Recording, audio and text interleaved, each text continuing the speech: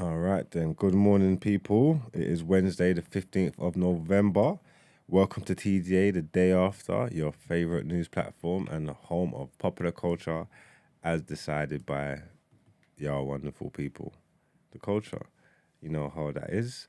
I am your host, 6 foot plus of pure temptation, big marks from the east side of the bridge. You already know what it is. And as usual, brought to you by the best. The rest of you care to introduce yourself? They call me E-Man, the pro-black activist, TDA producer and news analyst, and of course the melanin is jam-packed.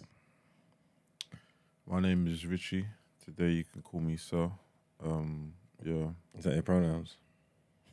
Call it what you want. Call it what you want. What's your pronouns? He, him. Yeah, what's your pronouns? God. God. What's your pronouns, Brett?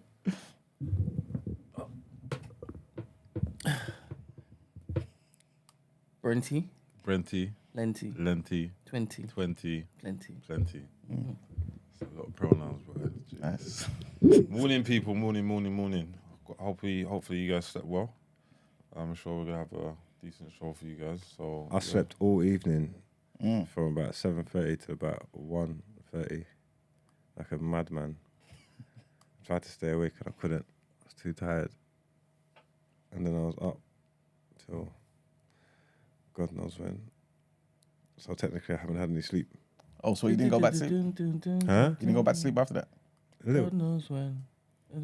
What's that from? I don't know.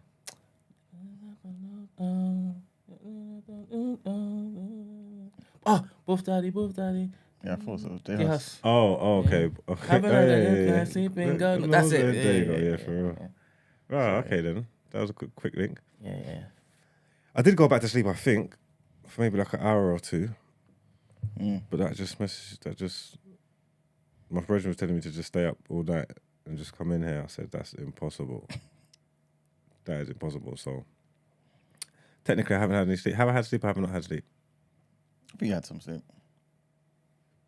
Yeah, I think so. Man, I don't feel horrible. It just threw me off a little bit. That's all. But yeah. You all right? You sleep well? Yeah. Decent, man. Decent. My sleep, to be fair, most days my sleep is never like all the way through.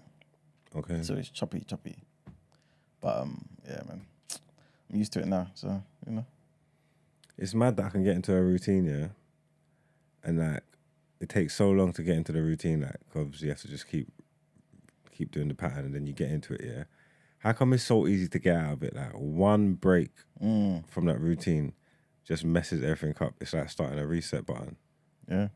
That's annoying. Yeah. If I had it my way, I'd be sleeping by like 10 o'clock every night. Would you get like a full-blown like 8 hours? Or do you feel like that's too much? What's 8 hours from 10? Like 6? No. If I fell asleep at like 10, 11, I'll be up by like 4 or 5, maybe. I can't sleep 8 hours in a row. Yeah, same. Like, it's impossible. It don't matter how tired I am. I can't sleep 8 hours in a row. I need melatonin. That's what someone keeps telling me to take. I haven't done it yet though. For what? Melatonin for what? Sleep. Lavender. Oh yeah, you said Lavender that the spray. other day, innit? Yeah. The work's working, bro. So What do you mean? puts you to sleep. What did you do? Spray it in your face? Spray it on your pillow. The smell just, don't know what it does, but it helps. Sprayed it a couple times last night, it was gone. So why don't you just get lavender flowers and keep them in your yard? Why when I got the spray? Natural thing, innit? Well, the spray's working just fine. Why do I need the flowers? The flowers are going to die eventually, no? And you just replace them. If it works so good, why would you want Why would you want the natural lavender aroma in the yard? Bruv, listen, however the thing smells natural enough for me, boy. I don't know what's in there, but it smells natural enough for me. That's definitely artificial. Do you get what I'm saying now? But it might not be as concentrated. the flowers. You might need to get I like, said it's definitely Like a artificial. whole garden. yeah. This guy's got a cheek. He said it's artificial. These times I've been telling man to come to the herb shop all 3 weeks ago. All now we ain't been there. Longer than 3 weeks. What the hell am I talking about? Whatever your live show was, I even talked to mummy about it.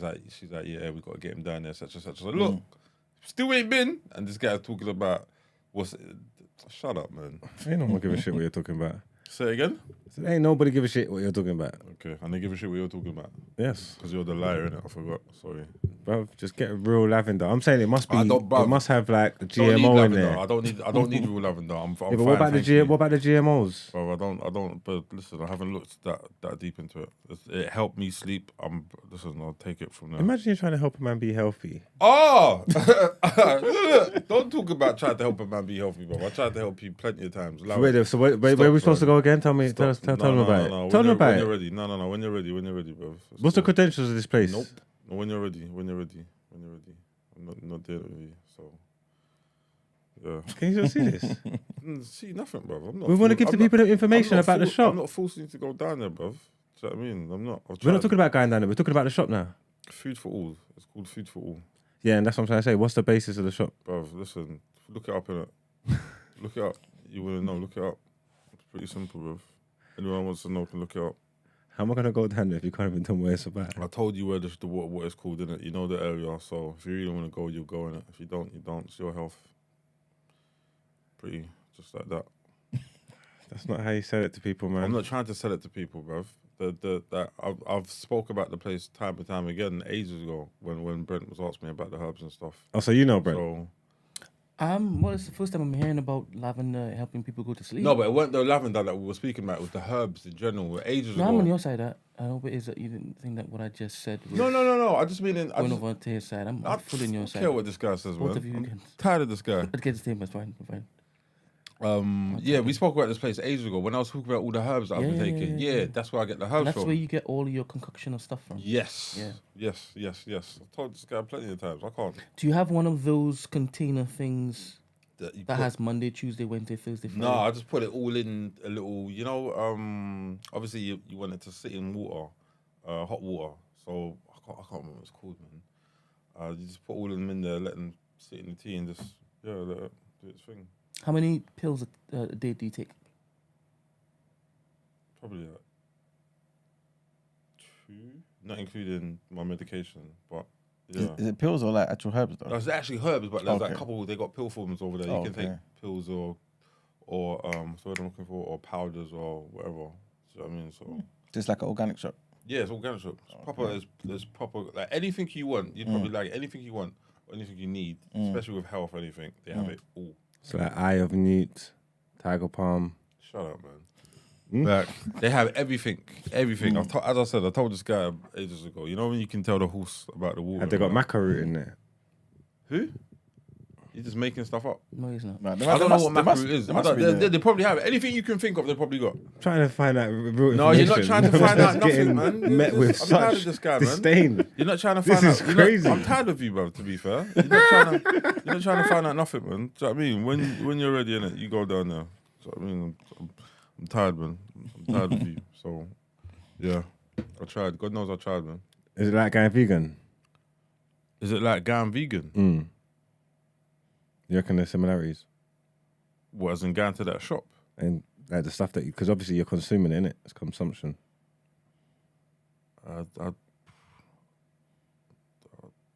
Not really. I mean, vegan, you got to...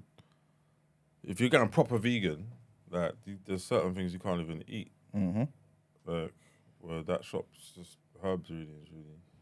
That's just like normal eating, but with that on top, supplementing it. Yeah, basically. But then obviously if you're fasted and all, that's even better. Most men don't fast. Like yesterday I had probably that one thing for the day, which I didn't feel too bad about. So, but yeah, it's different for everyone, man. But I don't think, vegan's different, man. I don't think I can ever go vegan properly. You never know. Never know, boy. You might get caught. Mark used to say the same thing, man. Mark Like will waste vital away. foods. There'll be nothing left on him. Nothing left of him. Coming into skin and bone. He was like, who's this brother? Who's this Skeletor brother? I couldn't be vegan. Like, I don't think I can maintain it. I can eat vegan. Mm-hmm. which was cool. You get me? Dabble. If I want to change up my diet and thing. Mm-hmm.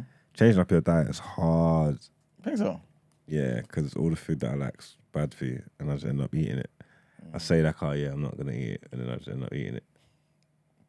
Like, it's like what I'm saying about that routine thing, innit? You got to train yourself into it, and then one slip up, and it's just like, it's just back. All the good foods, not really good for you. That's the thing, though, man. A lot of the time, healthy foods, I think we get the perception that it's not like it doesn't taste as good. But when you like, I guess, starve your taste buds of all the junk, the sugar, the salt, and all the things there, reset it, and then eat healthy with the right amount of like spices, herbs, and things of that nature, minimal salt, all that type of stuff. You feel the real taste. How long does a reset take, you reckon? I think like a few days, man. A reset of what? Few The body? days? Yeah, I think so. Now, if you want to do a proper, it's longer than that. If you want to do a proper reset of your whole, like, Yeah. it's longer than that. What? I'm talking about like fasting. Okay. Yeah. Digestive system. Yeah. So if you fast, and you just have like maybe like a water fast, and then like for 3 days, after 3 days, your taste buds and all that will be alive. Yeah, you'd struggle. Is that E-man facts? Do you believe that, Brent? No. How long do you think? How long do you think it'll take? I shouldn't say no. I don't think so. Right. Okay. Is it the same with sugar?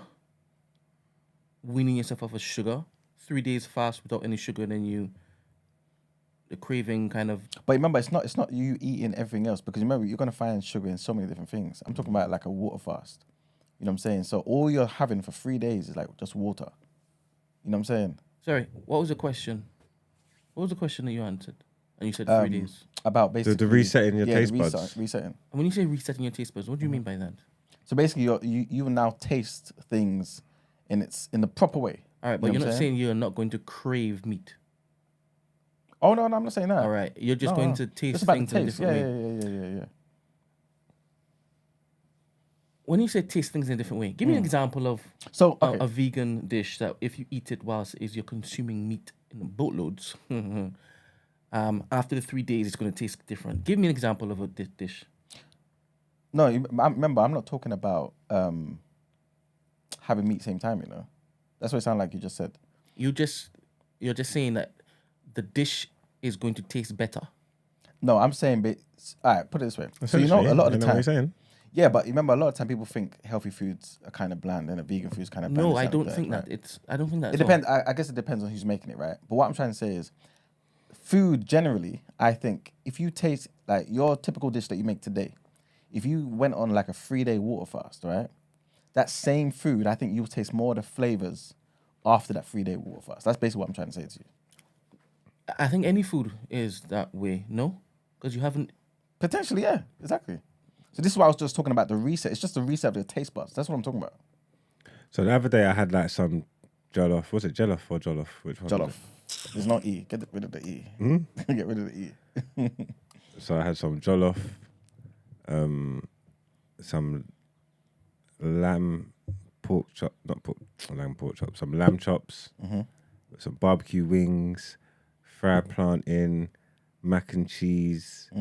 Apparently that's not healthy. Nope. But it was sublime.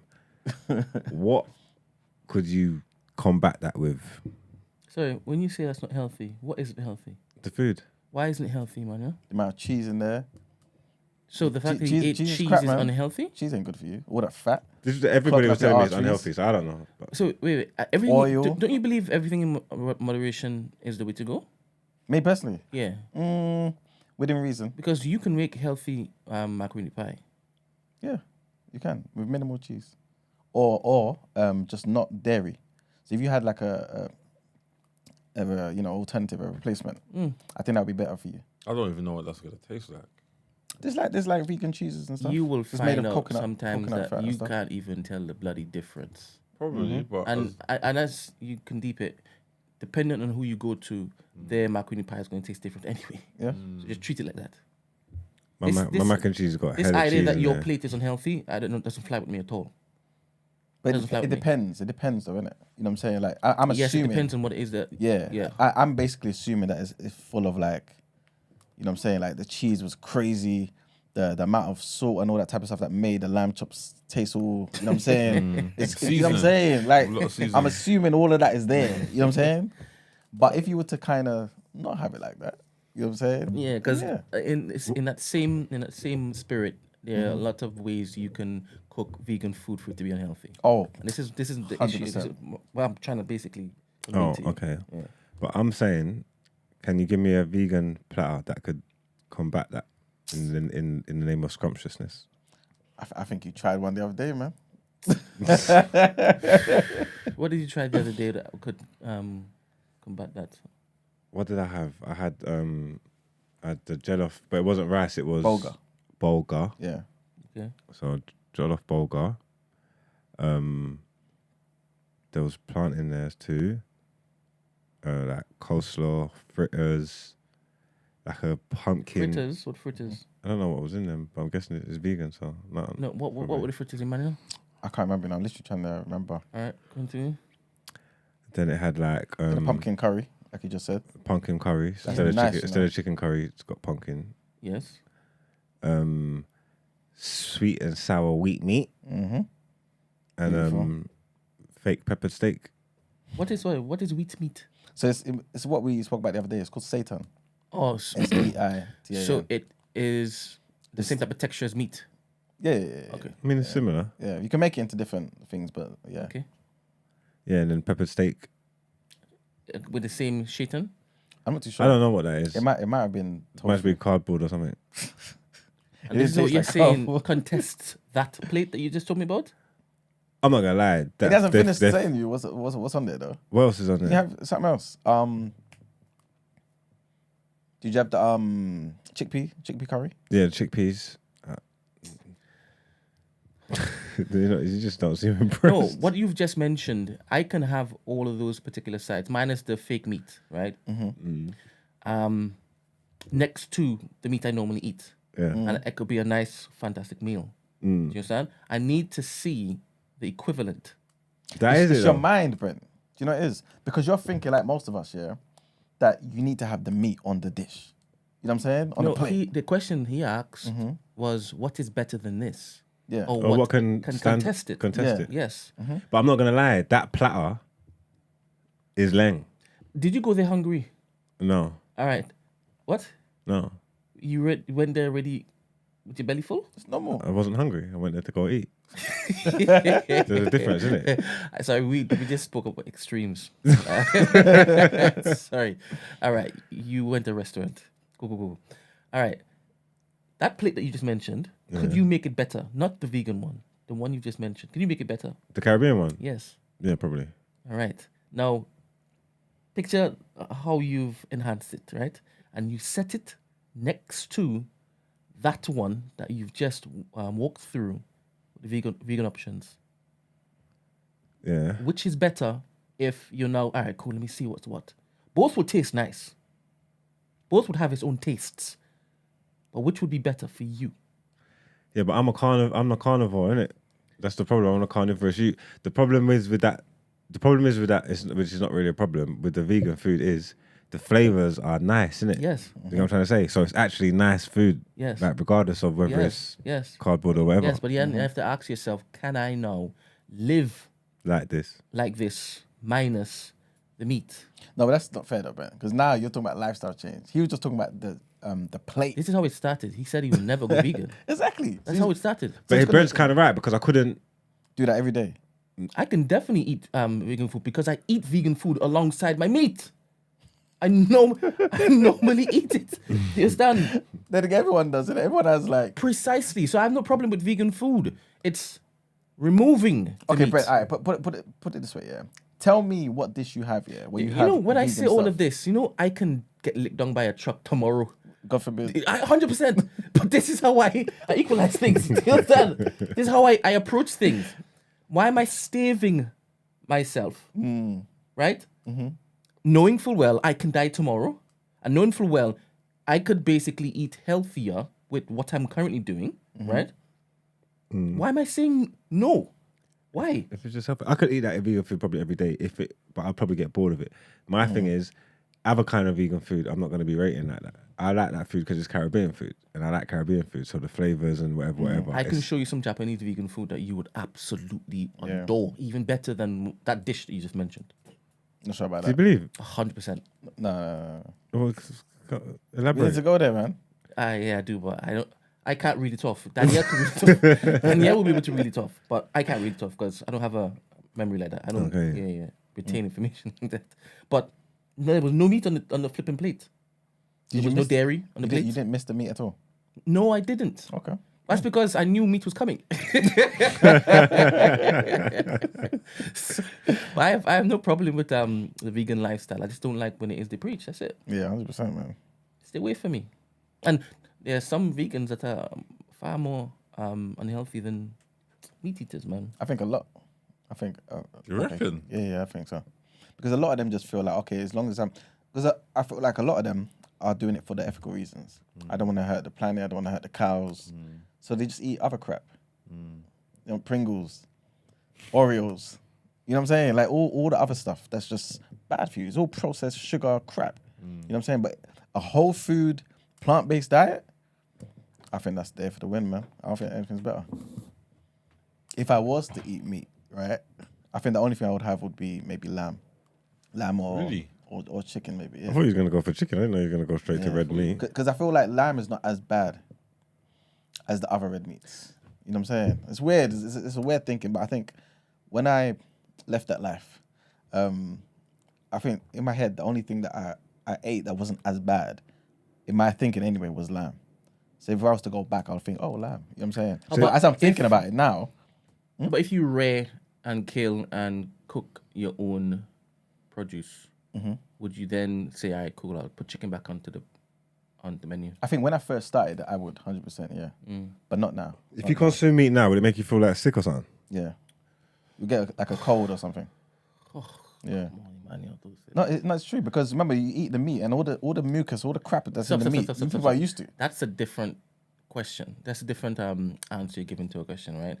He said if you were to eat meat now, right? Now I know a lot of meat is full of crap. Yeah. And that's what you're speaking to. Yeah. Right? If you were to eat clean meat, would you flipping get sick? Well, what's clean meat? Yeah. Whatever is opposite to the GMO bollocks, the stuff that has mucus all over it. No, but I think all of it does because it's flesh. It's human flesh. Sorry, not human flesh. It's animal flesh. So I think it's all going to have a level of mucus and bacteria in it. But everything has bacteria in it, man. No, not even to the same degree, plants Brett. and No, not to the same degree, but there ain't no mucus in plants. Yeah, there isn't mucus. But there's bacteria and stuff. Yeah, but your body... Precisely, your body is made to different. No. Normal bacteria, that's different. Remember, our guts are full of bacteria, right? But mucus... Sorry, the mucus comes from the dairy, no? And from the crap inside of their body. Explain to me. It's just like, you know, like the pus in the... Like your human body is not like 100% efficient, I've only seen a video where they say that the mucus comes from the dairy stuff. As in your body. As in that's where you get it from. Yeah. Yeah, probably. So but it's when not just you say that. mucus, that's what I'm thinking you're talking about, the consumption of the dairy. No, it's not just that. It's just the bad, unhealthy stuff in any type of flesh. You know what I'm saying? Like your body right now is not 100%. But there's unhealthy stuff in lamb, even though they look cute. Yeah, that's what I'm saying. So why would you go with that? That's what I just said to you. Like when I left, that was my thinking that, you know what, lamb is probably the least bad thing. But as I'm thinking about it now, as I'm talking, I probably wouldn't even go for the lamb. You know what I'm saying? I was just in the moment saying that. But really, I would just want to stay away from it, man. Maybe fish or chicken would be the only thing. All right, whatever works for you. But in my head, since you've become vegan, your sickness levels have gone up, not gone down. Not true. Interesting. You're always sick. Not true. It seems that way, but I'm not. Remember COVID? Remember them not injecting me in the airport when I was coming back? They tried to assassinate me. Yeah, they did, man. Wait, what? Yeah, the white man tried to get me. But I said, no, not today. You know what I'm saying? And I survived. And I didn't come here because I didn't want you lot to get it. I don't know if you lot are fortified with that. You know what I'm saying? Babala with magic. Babala with magic. So I didn't want you lot to be at risk. I want TDA to continue. You know what I'm saying? But I've got my traditional bulletproof, so they can't get me. Again, listen, shout out to everyone that got a job. So, yeah. Yeah. No, I didn't.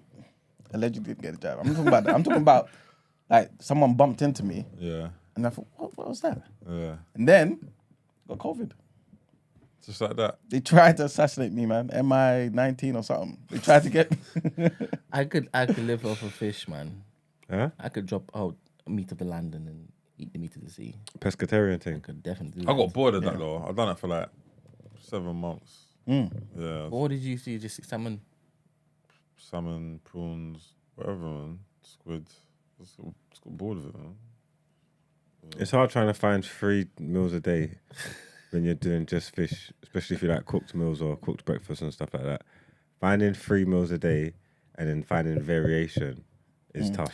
I don't mind about the variation, and that's where I guess I excel. Oh, Like, because you could just Yeah, same. same thing every day. Yeah. But then you may not struggle with being vegan, Brent.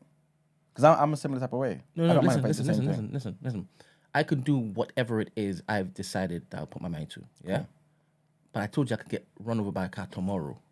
So you decided not to, basically. No, precisely. Okay. And again, you know my immune system is superb. So what's the benefit of me going vegan? I think efficiency. So As in I become more productive? everything that you are, enhanced. Better I don't know what version, that looks better like. version of you. I don't know what that looks like, bro. This is what I'm trying to say. You might be scared of yourself, mate. Your body be running better. This Thinking faster. Like videos will be watching on 5x. Not even 2, 5, man. Yeah, I understand the joke, right? This is not doing anything for me. Why are you choosing to not be the better you, bro? No, I have no problem with you saying that I'll become better, but I want to know what that looks like. And it can't just be a theory you saying. Okay, you know, just put try this it way, and put then this you'll way. see. Maybe something like recovery in the gym. So let's just say maybe it takes you, I don't know, half a day to recover. It may take a quarter a day. Something like that, maybe. Supposedly you're meant to feel better. Supposedly. Could you eat the same meal 7 times a week? I do. So what? I do. What do you mean? I do eat the same meal 7 times a week. What, Sound like like for a dinner psycho. or breakfast? What meal? I don't really eat breakfast. You have the same I thing grill every day. every single Saturday. That's not 7 times a week. That's once a week. I grill every single Saturday Yeah. for the week. Same meal. All the same meal. Yes. Yeah, sound like a Convenience psycho. for With the same sides that you don't switch up. Obviously, like the meats. Side, so you Are don't- they all that? Are they all stacked Whatever. up? avocado, chicken. Avocado, chicken. But is that like your dinner your dinner 7 times Yes. a week? Not your lunch. Wait, though, innit? have you got them in boxes just packed all beside each No, other? it's in a like big tray. And then I have a plate. I have a kitchen. No, because you know that some people do meal prep when they go to the gym and it's all packed in boxes and all That's that. why I asked you about if you have a compartment or container with Monday, Tuesday, Wednesday. Oh, okay, all okay, your okay, pills. okay. Do you do that? No, I don't. I just take them out the, out Your the... pills have different colors on No. half of it. I can show you my pills now. Go on. And do you do that before you pop it in your mouth? Do what? That's strange. That's what he did with a banana. He's trying not to look gay. That's why, which is a bit more stranger than. Do you know what I mean? The man's eating a banana how he wants, and you're talking like, no, don't do it like that. Do it like this. I hear you though. That's not how you eat your bananas. Wait, where's the fruit though, by the way? That's gone. All right, sorry. Yeah. Let me. When it is that we start, I will quickly go and get it and then put it on the table. Let me start what? When you go on to something else that's Okay. will like, leave the Alright. camera in one position. Okay. Because I have it on. Alright, it's in my jacket. I'm on the gonna jump table. up in a second. Get it for you. All right, cool. I believe you. I believe you. All right, thank you very much. All right, then that was nice. Let's get into our headlines, guys.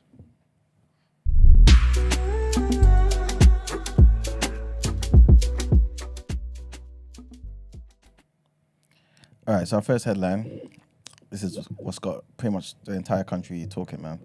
And this is about Suella Braverman, man. And she's pretty much launched a full-scale attack on her old boss, Rishi Sunak, a day after she was sacked as Home Secretary. In a blistering letter to the Prime Minister, she said that he had repeatedly failed on key policies and broken pledges over immigration. Her broadside comes on the eve of a key ruling on the government's Rwanda plan. Remember the other day, I think on Monday, we were talking about how Wednesday, we're going to get a lot of information about inflation, the Rwanda plan, and things of that nature, yeah.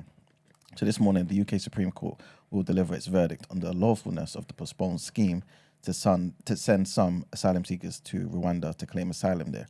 The ruling on the flagship policy will be a key moment for Mr. Sunak's government and could reignite divisions among Tory MPs over the ECHR Human Rights Treaty. Mrs. Braverman, who was a leading figure on the right of the party, probably still is actually, previously described delivering the Rwanda plan as her dream and obsession. In her letter, the former Home Secretary claimed she had struck a secret deal to serve in Mrs. Sunak's cabinet in exchange for a series of commitments in key areas after Liz Truss's premiership imploded last year. So we're going to go into the letter for topic of the day.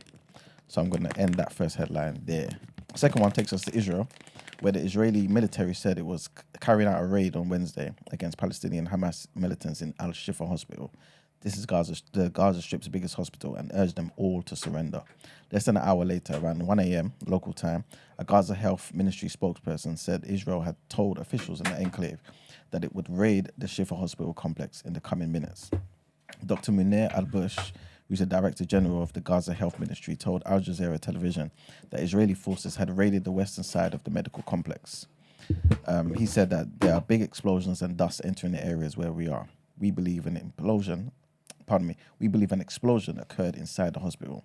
The fate of Al-Shifa has become a focus of international alarm because of worsening conditions in the facility in recent days, with global calls for a humanitarian ceasefire after 5 weeks of an Israeli assault on Gaza. In a statement, the IDF, the Israel Defense Forces, said that based on intelligence information and operational necessity, IDF forces are carrying out a precise and targeted operation against Hamas in a specified area in the Al-Shifa hospital. The military added that the IDF forces include medical teams and Arabic speakers who have undergone specified training to prepare for this complex and sensitive environment, with the intent that no harm is caused to the civilians. Israel said that Hamas has a command center underneath Al-Shifa and uses the hospital and tunnels beneath it to conceal military operations and to hold hostages. Hamas denies it. And our last headline takes us to Rwanda. So, big trigger warning here, guys. And this is a bit of a historical one, yeah? So, a former doctor from Rwanda has gone on trial in France on charges of genocide and crimes against humanity.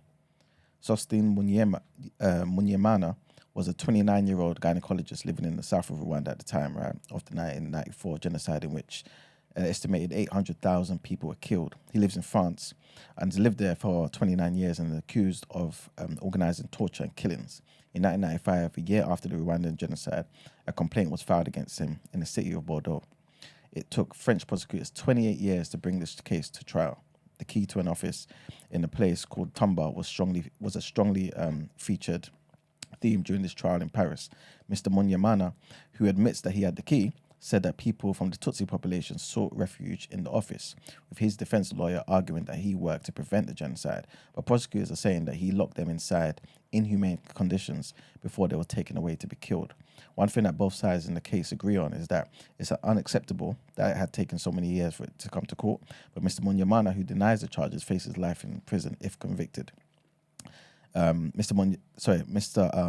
genocide was sparked by the death of the Rwandan president, President Habyarimana, right, who was in his plane and was shot down above Kigali airport on the 6th of April. This is back in 1994. That same president was from Rwanda's Hutu ethnic majority. And while exactly who killed the president has not been established, the presidential guard in Rwanda's capital, Kigali, immediately initiated a campaign of retribution. Long story short, that's what led to the conflict in 1994 in Rwanda. Does it say why it took them so long to... You said 28 years, right? Yeah, 28 years. How? I have no idea. Both sides are saying it's crazy. Litigation. Yeah. Bunch of different crap. But yeah, that's it for the headlines. All right, then let's get into what you're saying topic of the day.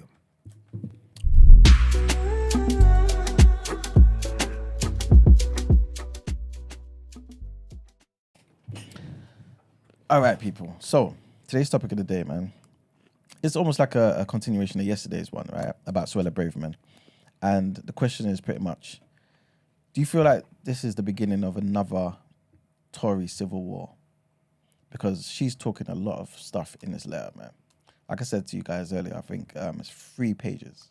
3 pages. You know, typically people just, give their resignation letter It's one page. Put it on Twitter, and that's it, right? Gone. This is 3 pages. So It's a declaration of war. I'm telling you, she's attacking his character, attacking his policies, saying, I don't know what you're trying to do here, all that type of stuff. There's people that believe she's going to be the next leader of the party, not necessarily the next prime minister. Is it? But what's the point then? Because surely you wanna lead your party back to being a prime minister. I mean, it's crazy for me to say what's the point, but you know what I'm saying? Like, surely if they want her to be the leader, this is to become the next prime minister. Not before the election, because it's going to be short-lived. Yeah. So you're basically saying, okay, the plan is probably that Sunak will lose, and then probably get kicked out, and then Braverman will take over. Yeah, and then lead the charge. Either try and get back in. Either which way. I think that makes more sense. Yeah. Either which way, she sees him as an op. Yeah, 100%. Despite being in the same party or whatever. So, you know. She said that he basically betrayed her. That's what she said. I haven't heard of that. Are you going to read it by any chance? Right? Yep, I'm going to go into it right now. So basically, again, in fact, let me show you guys just so you can see how long this letter is. This ain't like font like 24 or 3 pages. This is. Oh, wow. That was carefully constructed, boy. So yes, let me start. So basically she says, Dear Prime Minister, thank you for your phone call yesterday morning in which you asked me to leave government. While disappointing, this is for the best. When you first heard that, firstly, what are you thinking? If you're Sunak right there. Ask me to leave government. This is for the best. Yep. Basically saying me and you don't get along. Basically saying me and you don't get along. Exactly. In the first line. So yeah, she said, it has been my privilege to serve as Home Secretary and deliver on what the British people have sent us to Westminster to do. I want to thank all of those civil servants, police, border force officers, and security professionals with whom I have worked and whose dedication to public safety is exemplary. I'm proud of what we achieved together. And she lists a few things, delivering on our manifesto pledge to recruit 20,000 new police officers and enacting new laws such as the Public Order Act of 2023 and the National Security Act of 2023. I also led a program of reform on antisocial behavior, police dismissals and standards, reasonable lines of inquiry, grooming gangs, knife crime, non-crime hate incidents, and rape and serious sexual offences. And I'm proud of the strategic changes that I was delivering to prevent, contest serious organised crime and fraud. I'm sure that this work will continue with the new ministerial team. As you know, I accepted your offer to serve as Home Secretary in October 2022 on certain conditions, right? Despite you having been rejected by a majority of party members during the summer leadership contest and thus having no personal mandate to be Prime Minister. This is what she's saying to him, right? I agreed to support you because of the firm assurances that you gave me on key policy priorities. These were, among other things, number 1, reduce overall legal migration as set out in the 2019 manifesto through inter alia reforming and the international students route and increasing salary thresholds on work visas. That's number 1. Number 2, include specific notwithstanding clauses into new legislation to stop the boats, i.e. exclude the operation of the European Convention on Human Rights, the Human Rights Act, and other international law that has thus far obstructed progress on this issue. Number 3, deliver the Northern Ireland Protocol and retained EU law bills in their existing form and timetable. And number 4, issue unequivocal statutory guidance to schools that protects biological sex, safeguards single-sex spaces, and empowers parents to know what is being taught to their children. Those are the 4 things, right, amongst other things. This was a document with clear terms to which you agreed in October last year, 2022, during your second leadership campaign. I trusted you. It is generally agreed that my support was a pivotal factor in winning the leadership contest and thus enabling you to become Prime Minister. What do you guys think so far? Is she saying that he basically used her and then kind of backtracked on whatever they actually agreed on? Kind of. Saying you didn't support me. And you knew what I was here to do. Now that things are getting kind of crazy, now you're betraying me. You're throwing me to the wolves. Hang her out to dry. Mm-hmm. Leader of the party. For a year as Home Secretary, I've sent numerous letters to you on key subjects contained in our agreement, made requests to discuss them with you and your team, and put forward proposals on how we might deliver these goals. I worked up the legal advice, policy detail, and action to take on these issues. This was often met with equivocation, disregard, and a lack of interest. You have manifestly and repeatedly failed to deliver on every single one of these key policies. Either your distinctive style of government means you're incapable of doing so, or, as I must surely conclude now, you never had any intention of keeping your promises. Wow, that sounds... It's to the Prime Minister, you know. Yeah, that sounds crazy. Then what are you thinking so far? What's next? That's what I'm thinking. She says, these are not just pet interests of mine. They are what we promised the British people in our 2019 manifesto, which led to a landslide victory. They are what people voted for in the 2016 Brexit referendum. Our deal was not mere promise of a dinner to be discarded when convenient and denied when challenged. I was clear from day one that if you do not wish to leave the ECHR, the way to securely and swiftly deliver our Rwanda partnership would be to block off the ECHR, the HRA, and any other obligations which inhibit our ability to remove those with no right to be in the UK. Our deal expressly referenced notwithstanding clauses to that effect. Your rejection of this path was not merely a betrayal of our agreement, but a betrayal of your promise to the nation that you would do whatever it takes to stop the boats. By the way, a lot of the time she's putting certain things in quotations to say these are your words.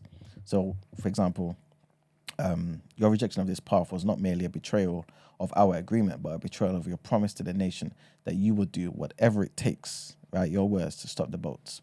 At every stage of litigation, I cautioned you and your team against assuming we would win. I repeatedly urged you to take legislative measures that would better secure us against the possibility of defeat. You ignored these arguments. You opted instead for wishful thinking as a comfort blanket to avoid those. You opted instead for wishful thinking as a comfort blanket to avoid having to make hard choices. This irresponsibility has wasted time and left the country in an impossible position. If we lose in a Supreme Court, an outcome that I have constantly argued we must be prepared for, you will have wasted a year and an act of parliament only to arrive back at square one. Worse than this, your magical thinking, believing that you can will your way through this without upsetting polite opinion, has meant that you have failed to prepare any sort of credible plan B.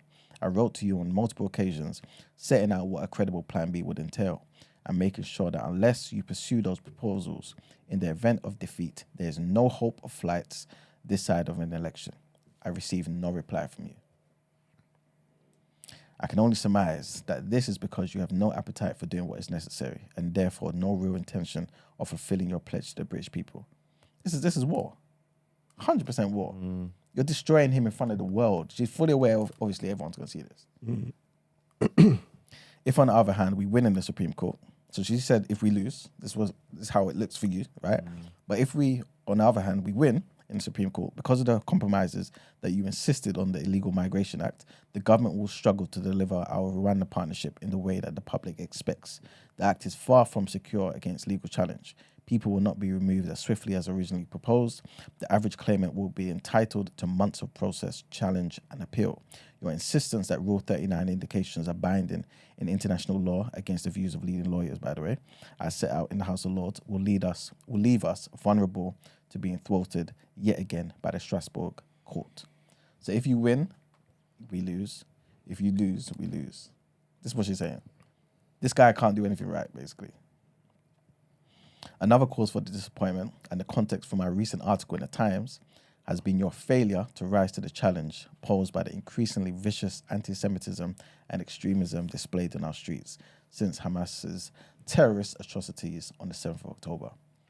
I have become hoarse, urging you to consider legislation to ban the hate marches and help stem the rising tide of racism, intimidation, and terrorist glorification, threatening community cohesion. Britain is at a turning point in our history and faces a threat of radicalization and extremism in a way not seen for 20 years. I regret to say that your response has been uncertain, weak, and lacking in the qualities of leadership that this country needs. Rather than fully acknowledge the severity of this threat, your team disagreed with me for weeks that the law needed changing. As on so many other issues, you sought to put off tough decisions in order to minimize political risk to yourself. In doing so, you have increased the very real risk these marches present to everyone else. In October of last year, you were given an opportunity to lead our country. It's a privilege to serve, and one should not take it for granted. Service requires bravery and thinking of the common good. It's not about occupying the office as an end in itself. Someone needs to be honest. Your plan is not working. We have endured record election defeats.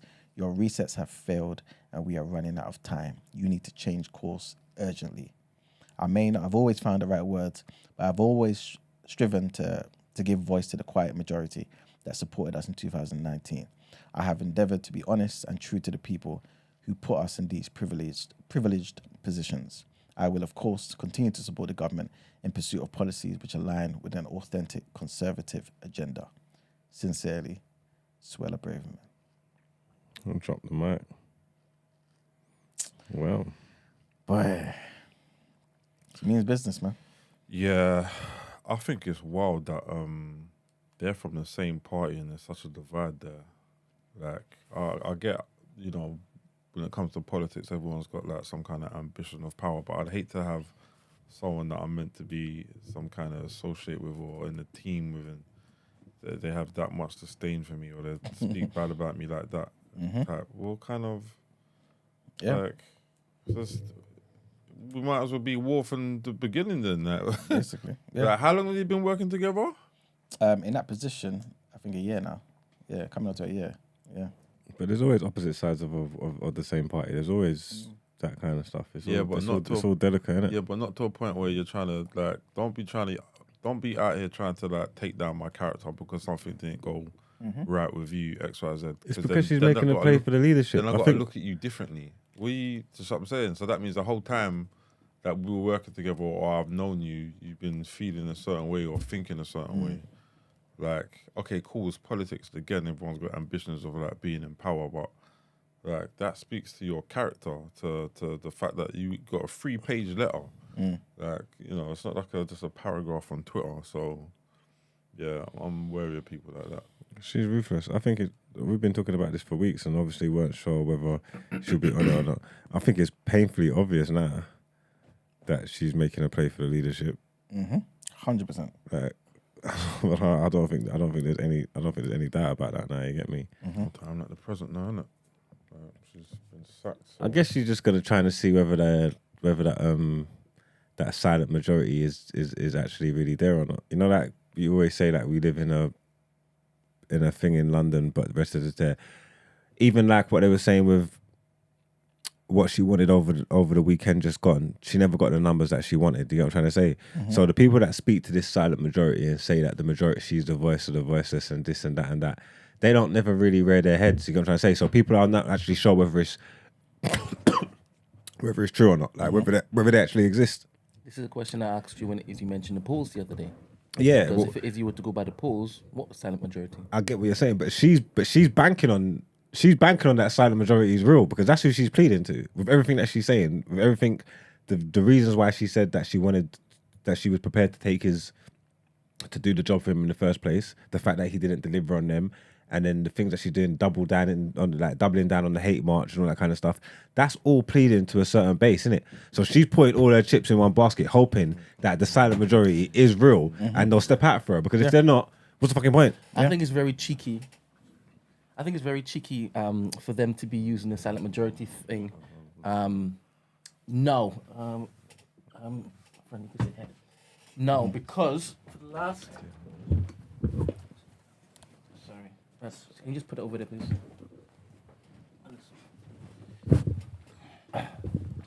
For the last however many months, obviously, Little Britain, obviously, they now care about cost of living. And they've been very vocal about that in my estimation. So I don't know if it is that the silent majority is going to be how it was before Brexit. Okay. You know, Sam. Sorry, good morning. Call again. Hold up. Good morning, young man. Morning. You good? Morning, I'm well, thank you. How are you? I'm blessed. Let me just put the mic. Can you just send to him, please? Just adjust it a bit. Don't worry. Slow down. All right, good. Thank you very much. You might not know. All right, continue. And you can join in the conversation. Yeah. Yeah. All right, cool. My eyes. Sorry, mate. But yeah, man. The thing is, though, do you think she has enough people on that part of the party, on that side of the party, to actually make her become the next leader? Well, she's A lot of people are saying she doesn't. Oh, is it? Mm-hmm. But who was saying that? She's supposed to be popular on the right side. Yeah, but I don't know what she Hello? does she not have the numbers you're saying? yeah, that's what they're saying. She believes so. Good morning, Chijoke. How are you? Morning. Can you hear me now? We can hear you. Yeah, now. yeah. Okay, yeah. No, I was just gonna say quickly, I think the problem with what she's done is she's trying to go on the xenophobia side, and I feel as a brown person, because let's say that as a fact, she's not going to be able to get away with that completely, because the people that sympathize with her also see her as an op as well. So I don't know how she thinks that's also going to get her to be a leader, and then also be the person they vote for as well. It just doesn't wash. If she's the only one speaking to their problems, then it will wash, isn't it? That's why they stepped out for her, even though it wasn't as many people as they wanted. They stepped out for her to defend. But are they stepping out for her, or are they stepping out for what she's saying? Because it's one and the same. She's the only one pushing the message. Do you get what I'm trying to say? And whether people want to admit it or not, she will be able to say things, that in this day and age, with political correctness and the wokeness and stuff, she will say things that there's no Caucasian person would ever dare say in public. She's going to say them. But you see the danger of that. We're literally talking about a female on Caracas. We can't have that. That's and what then it is, at the though. same time, No, but we can't. But I think the problem is, what's going to eventually happen is there's going to be a point where if she gets in and she starts trying to talk these talks, when it comes to the international talks and the way people talk to her outside of this country, they're going to look at her as a joke as well. So this is why I don't think it's not. I know what she's trying to do. She's basically trying to pick the Boris Johnson playbook, but she's not going to be able to get through with it, I don't think. I think she's been used by the right wing of the party to remove him. And these two people fighting in public like this, they expect it from animals anyway. And then Cameron. Cameron don't want leadership. Nah, man. Cameron don't want leadership. That's my hot take. Yeah. Okay. That's my hot take. I'm not. I kind of see what Brent's saying. I hear it. But remember, Cameron's not from the right of the party as well. Yeah, I'm aware. So how would he the right are using her currently, right? Because they want him out. So they're dealing with the problem right in front of them. And they're using her because she likes to be used anyway. But once it is election time comes around, they would then, as in the Conservative Party, would then say, all right, cool, who's the best candidate to basically go against this? And they would probably think that the public would be vexed or upset or fed up with the back and forth with these two Browns. Do you understand? So they won't go for them. But they don't want them to run anyway. Do you understand what I'm saying? They're not making a play to try and win the next election. I think they know that it's gone. No, it's a reset. They got to reset the party, reset the party think it's values, gonna be a landslide, appeal to though. the real conservatives, because the people are saying the Conservative Party they're not real conservative anymore, innit? Like, you know what I'm trying to say? That a lot of the Conservative people they've lost a lot of their old constituents. You know what I'm trying to say? It's about a reset, going back to conservative rights and building the party back strong again so they can make a run and go again. I don't think they're making a play to win the next election because they know they can't do that. You think a brown lady as prime minister is what it is that's going to do that? I don't know, but if she's doing the Uncle Ruckus thing, like it is what if she's the only one spouting what they want to hear, then that's their leader, innit? What do you want to do? Like she's not one of them. She's a good brown. She ain't like the rest of them. She's got her mind right. You know what I'm trying to say? And you've seen white people that can do that. New Britain. Do you know what I'm trying to say though? You've seen white people that they can do that. They can compartmentalize. You're not like the rest of them. You're cool. Like, do you know what I'm trying to say? Like, you've seen that sentiment happen all the time. And if she's openly standing up and being, you got to remember when Rishi won. Yeah, there was still that guy that called in. I think you played it when he won with the whole, "This is Britain. I understand. You know, he's not quite the British person I want. I want a white person representing me when I look to vote as a Tory." And he was saying this as, you know, he was trying to say, "Oh, I'm not racist. I just want my representation." The same way, you know, we would say we would want representation in certain places. This is what he was saying. And I feel like that's the line they're going to go with if she tries It's all loaded anyway because they're disgruntled. Regardless, like, do you know what I'm trying to say? Like, they're disgruntled regardless. The party's devout of leadership as far as they're concerned, and like, it's not the proper. Like, the Conservatives have lost their way, so they're disgruntled already. And then you come and put this man here, boom, boom, boom, boom, boom.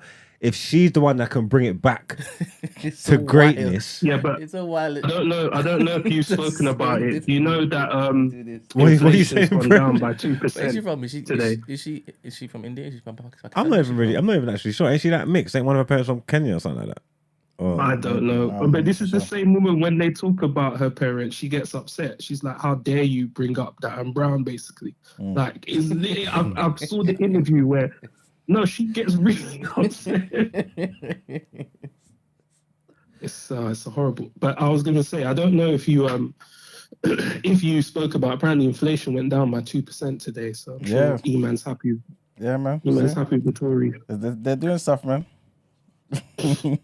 Well, he promised a half, innit? He's done that. Yeah, it's down to 4.7%. Yeah, he's delivering on his promises. That's what he's saying.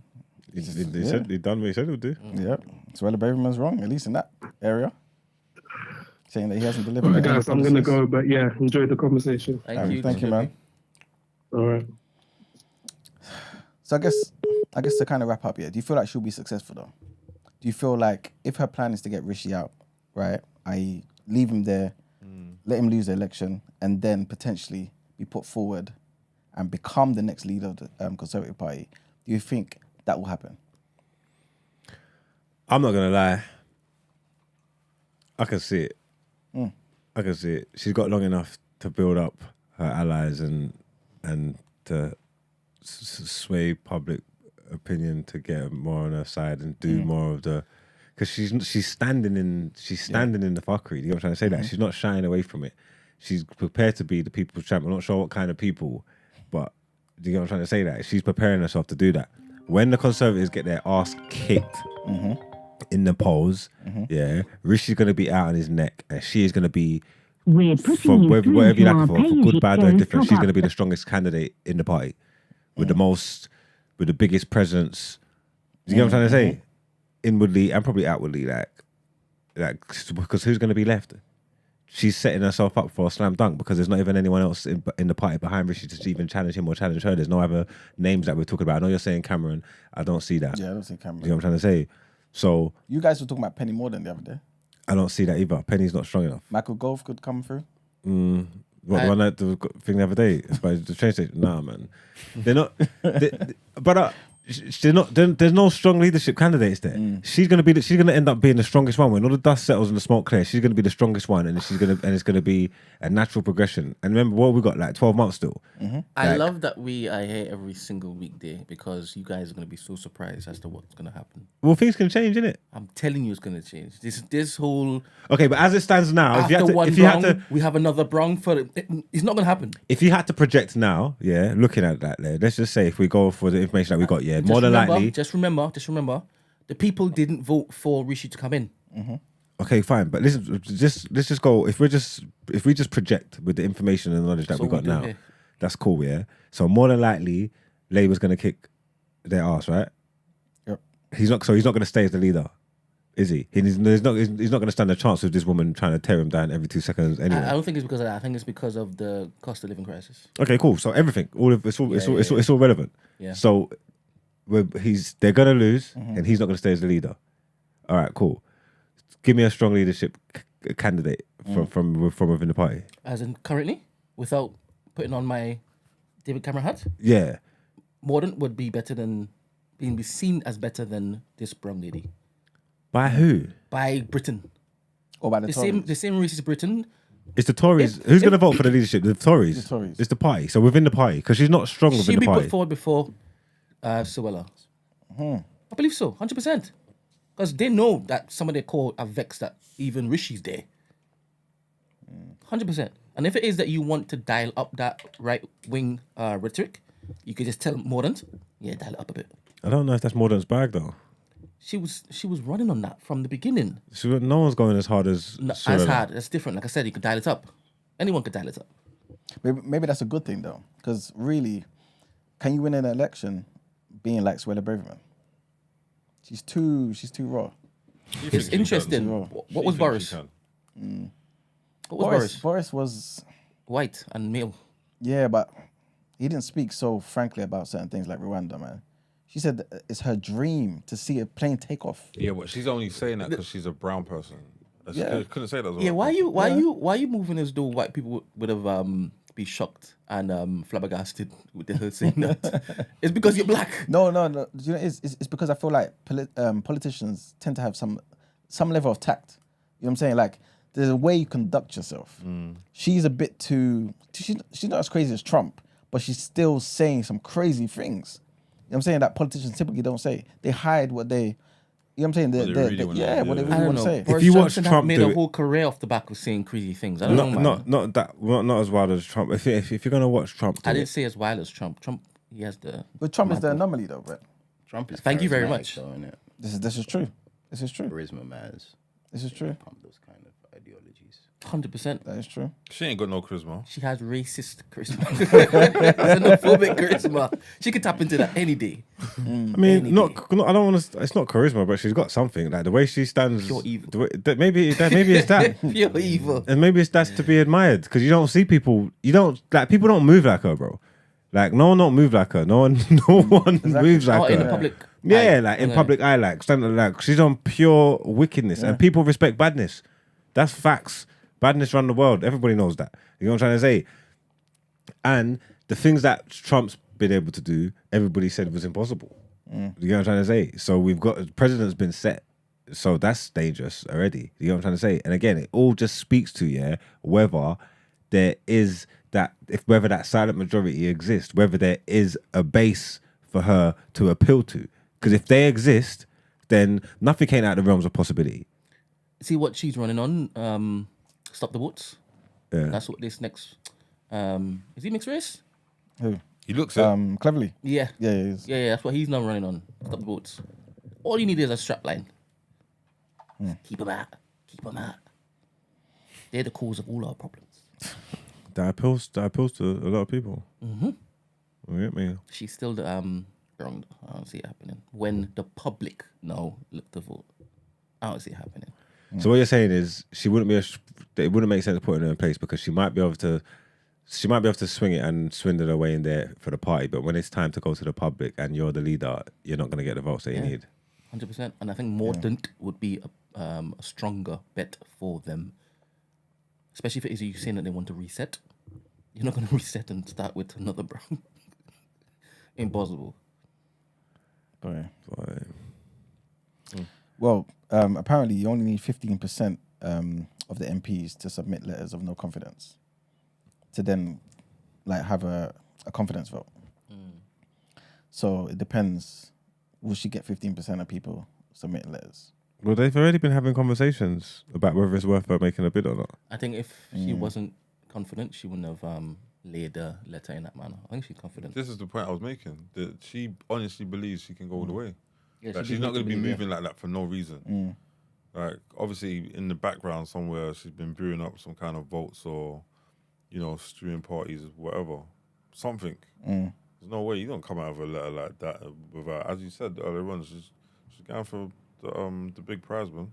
I think if she's going for it, though, I think she's banking on Rishi losing the election and then him being ousted and then potentially coming in. I don't think people are going to submit letters of no confidence now and then have a whole they've got confidence vote before the elections. They've got, even though they probably know they're going to lose, they've got to attempt to try and win. It don't make sense getting rid of him now. Yeah, exactly. Shouldn't he remove her whip? That was flagrant. That letter was flagrant. Yeah. Shouldn't he remove it? And in removing it, that might spur her to now say, nah, confidence. No confidence, we need to run that. But yeah. This is going to get chaotic very quickly. Yep. Especially at a time when it is that people are looking at the government to see what they're doing, knowing full well elections are around the corner. Yeah. She knew what was she doing. And then whoever sent her, they knew what they were doing. Yeah. Probably her mentor. No, I'm sure it's Bear. No, Bear, John Halls. I don't know who that is. Okay, look him up. Trust me. Yeah? John Halls. Very white ring. But yeah, I guess we shall see, man, what happens, man. But I guess we can wrap up topic of the day there, man. All right, cool. We're going into headlines. Yeah. All right, cool.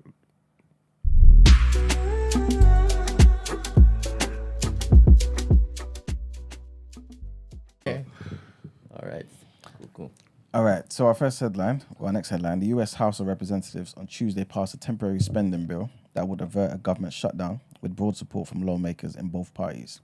The legislation, which would extend government funding through mid-January, now heads to the Senate, where Democratic and Republican leaders have voiced support. To prevent a shutdown, the Senate and the Republican-controlled House must enact legislation that President Joe Biden can sign into law before current funding for federal agencies expires at midnight on Friday. So the 336-95 vote was a victory for the House Speaker Mike Johnson, who faced down opposition from some of his fellow Republicans in the first consequential vote of his tenure. Johnson, I think we spoke about this a few weeks ago. He was elected to the post less than 3 weeks ago, following weeks of a bunch of back and forth anyway, that left the chamber without a leader. With a slim 221 to 213 majority, he can afford to lose no more than 3 Republican votes on legislation that Democrats oppose. Next headline, and a whistleblower at a local authority says that she has witnessed schools excluding children for having special educational needs. Wow. Yeah, or a disability that they're unable to meet. In some cases, some said that teachers have talked about a cull being planned. It seemed like a normal school day when Belinda, this particular person, right, went to pick up her daughter. Apparently, she went there, arrived at the school, and a teaching assistant said to her daughter, said that her daughter was in huge distress, started pulling things off the wall, and they needed to have a hard conversation. And that's basically how they start to basically get them out of the school, innit? Basically saying they're disruptive and all that type of stuff. They can't manage it. But apparently similar cases are happening in schools in other places, right? Another person by the name of Carolyn, apparently it's not her real name, but she holds a senior role in the education team at a local authority in England. And speaking on the condition that, I think it's The Guardian that provided this particular, no. It may have been The Guardian, but anyway, speaking on the condition that they held her identity as secret, she basically went on to say how some schools are excluding special need kids and to protect the actual school's results. That's the reason why they're doing it, yeah. Of all the children excluded from schools in England last year, 47% of them had some form of special educational needs. Almost half of them. Current government guidance to schools states that under the Equalities Act, it would be unlawful to exclude a pupil simply because they have SEN or a disability that the school feels is unable to meet. But that's exactly what these two people that I just mentioned, Carolyn and Belinda, have experienced with their own kids. Government spending on special needs support in mainstream schools, special schools and independent privately run schools has increased by a third in just the last couple of years. So now it's at 10.5 billion a year. And the Department of Education says it's an investment in what is known as the high needs budget, and that has risen. Next headline takes us to Congo, where, trigger warning here as well, guys, a civil society leader said that armed attackers tied up at least 19 villagers and killed them with machetes and other weapons in a raid in the Eastern Democratic Republic of Congo. Other villagers fled, but apparently may have drowned as he tried to cross over the Lamia River into Uganda. A spokesperson for the DRC army said that the attack in Beni territories, Watalinga chiefdom, was carried out by the ADF, which the Allied Democratic Forces, and an armed group based in the Eastern Democratic Republic of Congo that has pledged allegiance to ISIS. The ADF was formed in Uganda in the 1990s before moving over the border and have been blamed for thousands of killings in the last decade across both countries. But that's pretty much it for the headlines. I think we need to speak about the situation in Congo quite soon, man. So yeah, probably when everyone's in, to speak about this, because the media obviously is not talking about it too tough. Obviously, Palestine. Media don't care, man. Friday? I swear, man. Yeah, we can do it on Friday, man. Let's do it on Friday, man. We'll get to the crux of this. But yeah, that's it for the headlines. Time to pay the bills. All right, let's go.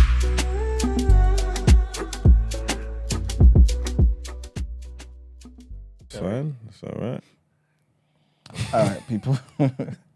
Welcome to the People's Journal. I'll give the news from an economics point of view. So, I've got a few things to mention, but I'll be quick. The first thing is, like Chijike mentioned, inflation has eased to 4.6% in October. So this, according to the ONS, the Office for National Statistics, this is the lowest rate of inflation that the UK has seen in 2 years. Big up, Sunak. So it means that the government has met their target, man, of halving inflation by the end of the year. They've done it early. You know what I'm saying? 2 months early. So again, you have to give credit where it's due. Saoirse, how was it there in the first place? It's still short of the bank's target, though. What's the bank? Oh, 3%. Was it 2% or 3%? 2, I believe. Something like that. Yeah, I guess so. But I guess Sunak was saying, let's be reasonable here.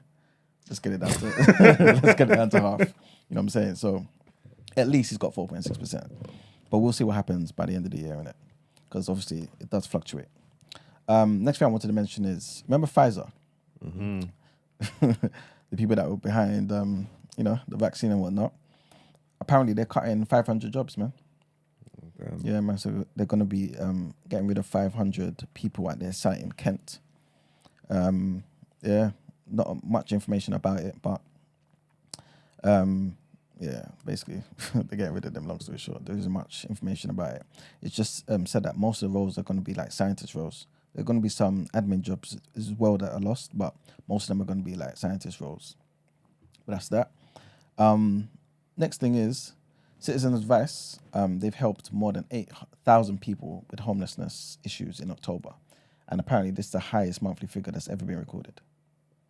So you've got Suella Braverman again less than a week ago, talking about homelessness is a lifestyle, right? That's rude. It's a lifestyle choice. And now Citizen Advice is saying, listen, more than any other time ever recorded, they've had to help more than 8,000 people with the homelessness issues. They're saying it's basically down to the rising number of Section 21 no-fault evictions from private rental tenants, but also, which is basically led by the rise in mortgage rates and stuff like this, because obviously landlords got to pay their mortgage and whatnot, and all of that is basically what's pretty much caused this situation. And the last thing I wanted to mention is McDonald's, man. They've sacked 18 workers, man, and this is because of, trigger warning here, claims of sexual abuse, racism, and bullying. Yeah, man. So the chief executive of McDonald's in UK and Ireland, Alistair McCrow, he said that he told MPs that the company faces 1 or 2 sexual harassment allegations from workers each week. Can you imagine? Each week. Of all places, McD's. Yeah, so obviously he's come out to pledge that, they're going to eradicate all these abuse claims and all this type of stuff. And all this type of stuff. But that's crazy to me. Every week, I can see it though. It's just all like narrow and tight there. Man's probably like winding up on gal while they're using the chip fryer, They're shuffling past the chip fryer. That's crazy, man. Obviously it's wrong. That's why they got sacked. This is it. Yeah, man. It's a lot of people, no? Yeah. I didn't think it was at first 18 in the context of McD's. But is it all in that one? No. That'd be across the board. Yeah. Okay, cool. Yeah. In total, what it's saying is more than 400 allegations were made across the organisation in 4 months. 400? Yeah, since July. No, that's hella shuffling. Weekly claims are a lot still. That's hella shuffling. 400. It's brushing past people every day, Yep. apparently 157 reports have been fully investigated and 75 resulted in disciplinary action, including a number of sackings as well. But yeah, man, it's crazy. But yes, that's pretty much it for the People's Journal, man. Are we going into Wellness Wednesday? Or is it? After. Interview, yeah. All right, well, let's get into our interview, people.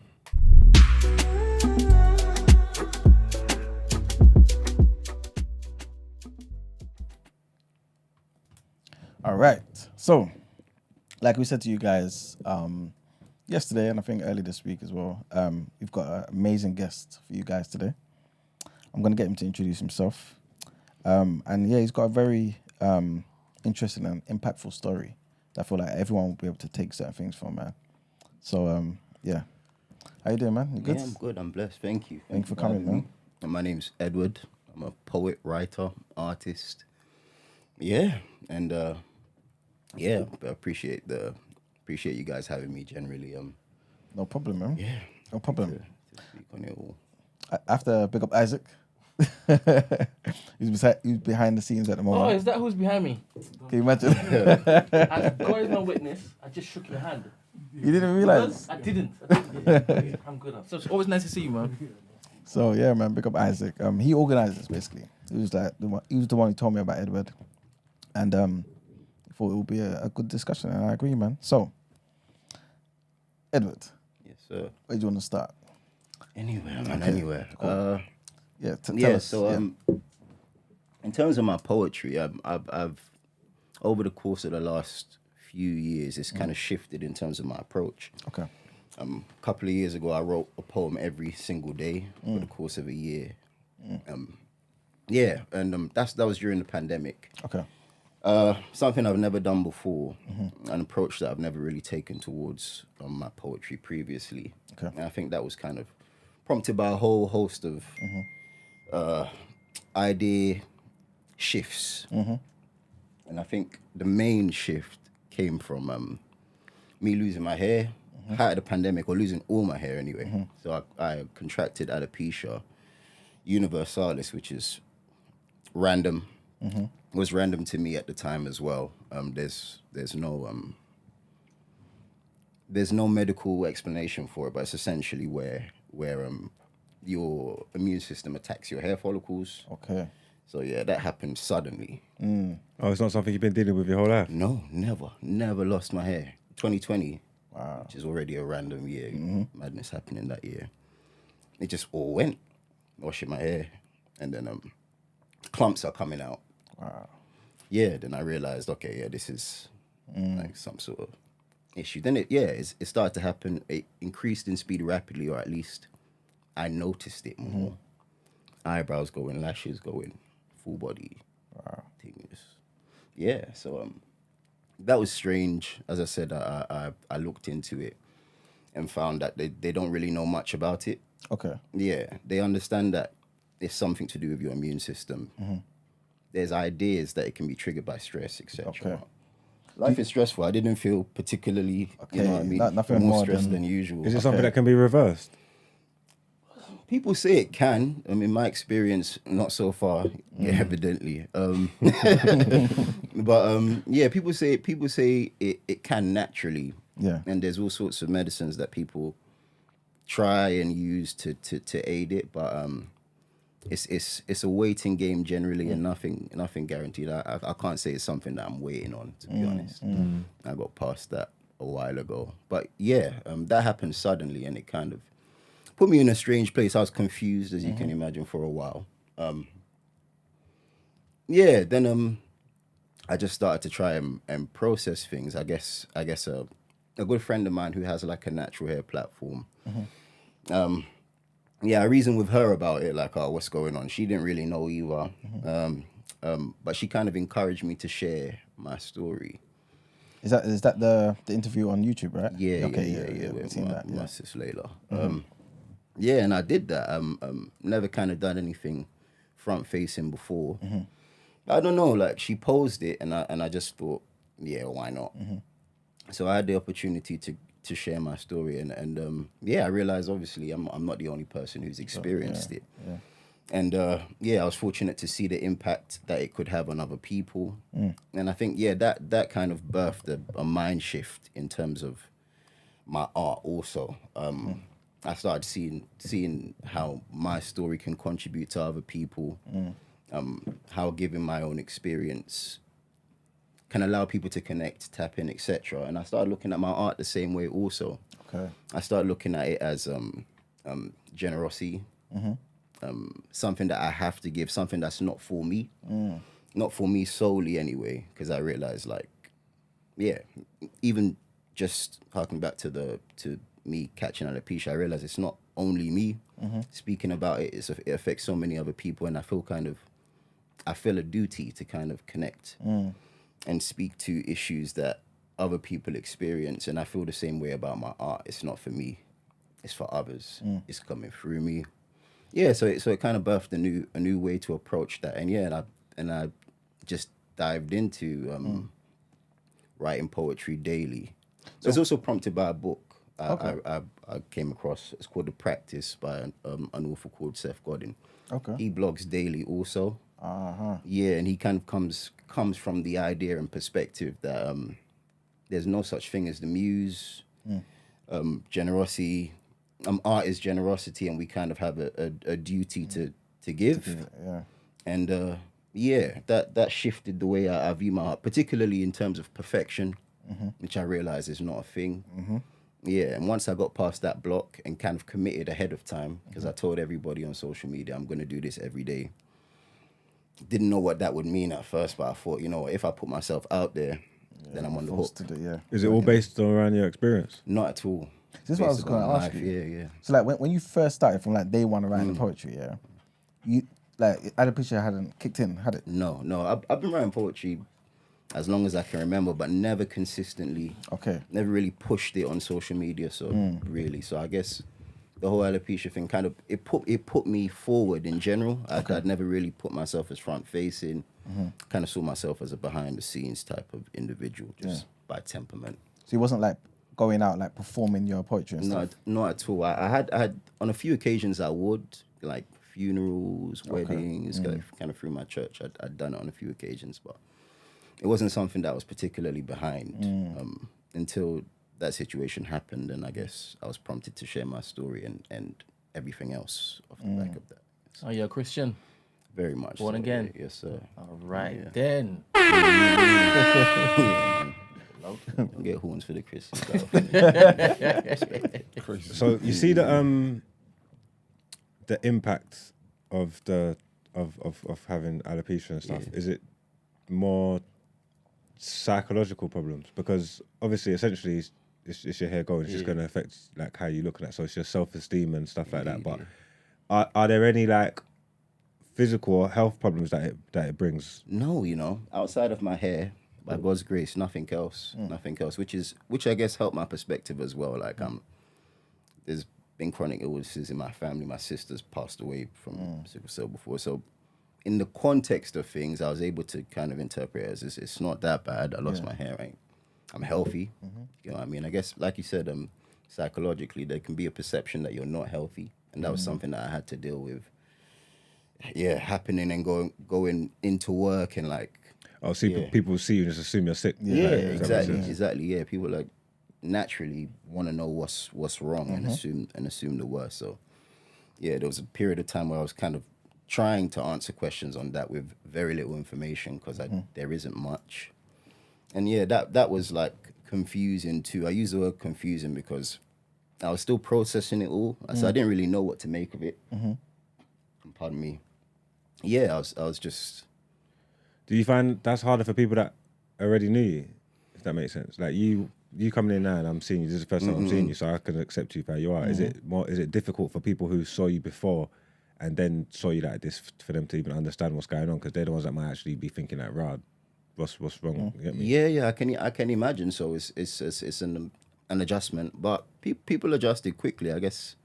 Or the people closest to me, which is whom I was most concerned with.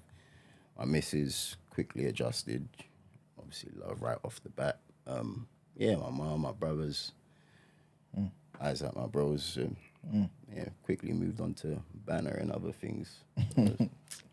Yeah, I took it as it is. I guess in terms of psychology and self-esteem and all of that, there's a process, and yeah, I don't even know if I can say entirely I'm beyond that process, but I definitely say I learned my beauty quickly. Like, it's only me. I don't have another me. Would you say that was the toughest thing? No, to be honest, I adjusted quite quickly. I say, initially I used to try and cover my head and then my eyebrow. I was a lot more self-conscious about My eyebrows, eyelashes. That's the thing that really differentiates me in terms of look. But over time, I've always considered myself a different person in terms of perspective, ideology, etc. So I kind of clumped it together, and I was like, I'm different. That's how I'm pushing it. That's how I'm standing on it. So yeah, and I kind of I have that kind of background in self-perception anyway, from family, everything. This isn't a brave face you're putting on, is it? Not at all. How do you know? How do I know it's not a brave face? How would I know? I know you're saying that it isn't, right?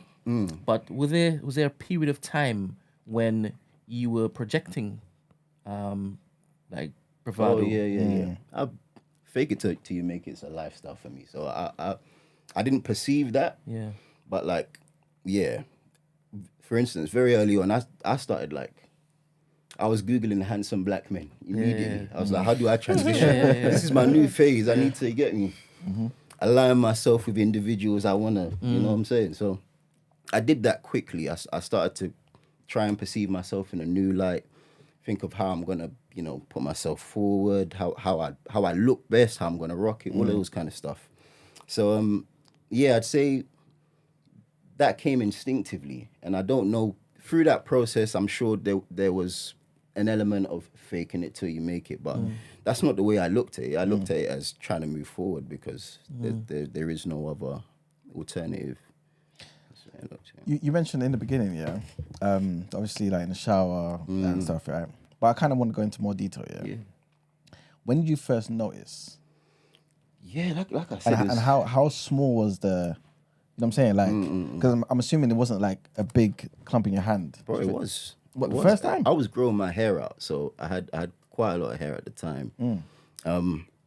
Yeah, and I showered. I was washing through my hair, and literal clumps were coming out of my hair. Not all of it at the time, but clumps. And when I felt down to my head, I realized it was smooth. Like it's not even stubble there. So wait, where the clumps have been. So wait, sorry to interrupt you. Yeah. So you're basically saying the day before was normal. Yeah. And I had perceived nothing. Yeah, and then the day after.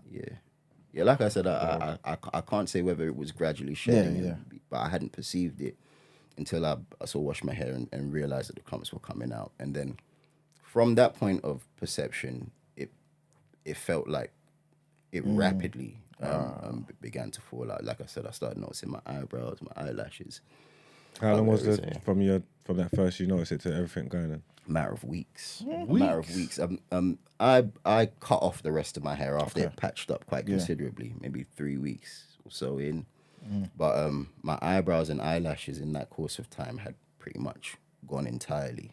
They fell out naturally. So yeah, it happened quite rapidly from the point at which I perceived it.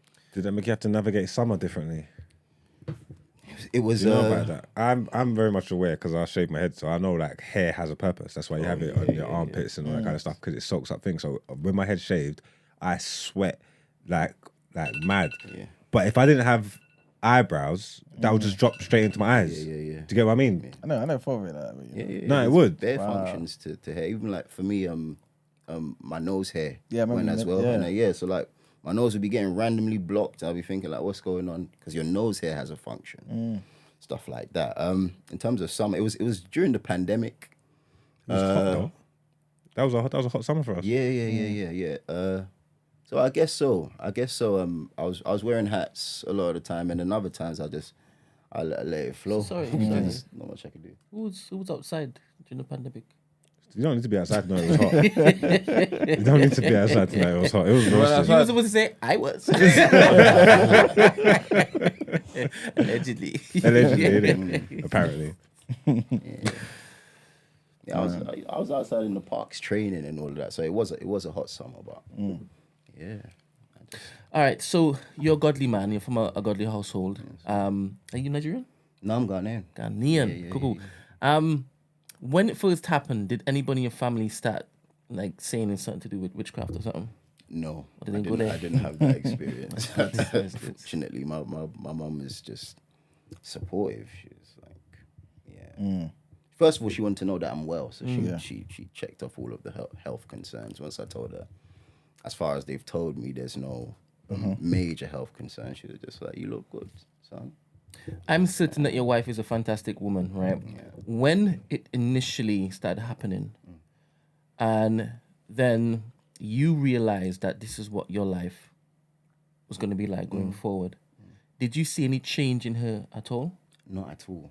And that was massively encouraging. I can't deny that. To be honest, you still flipping handsome. I don't know what you looked like before, but I'm looking at your face. I'm not really seeing much in it. Yeah, that's what she said to me.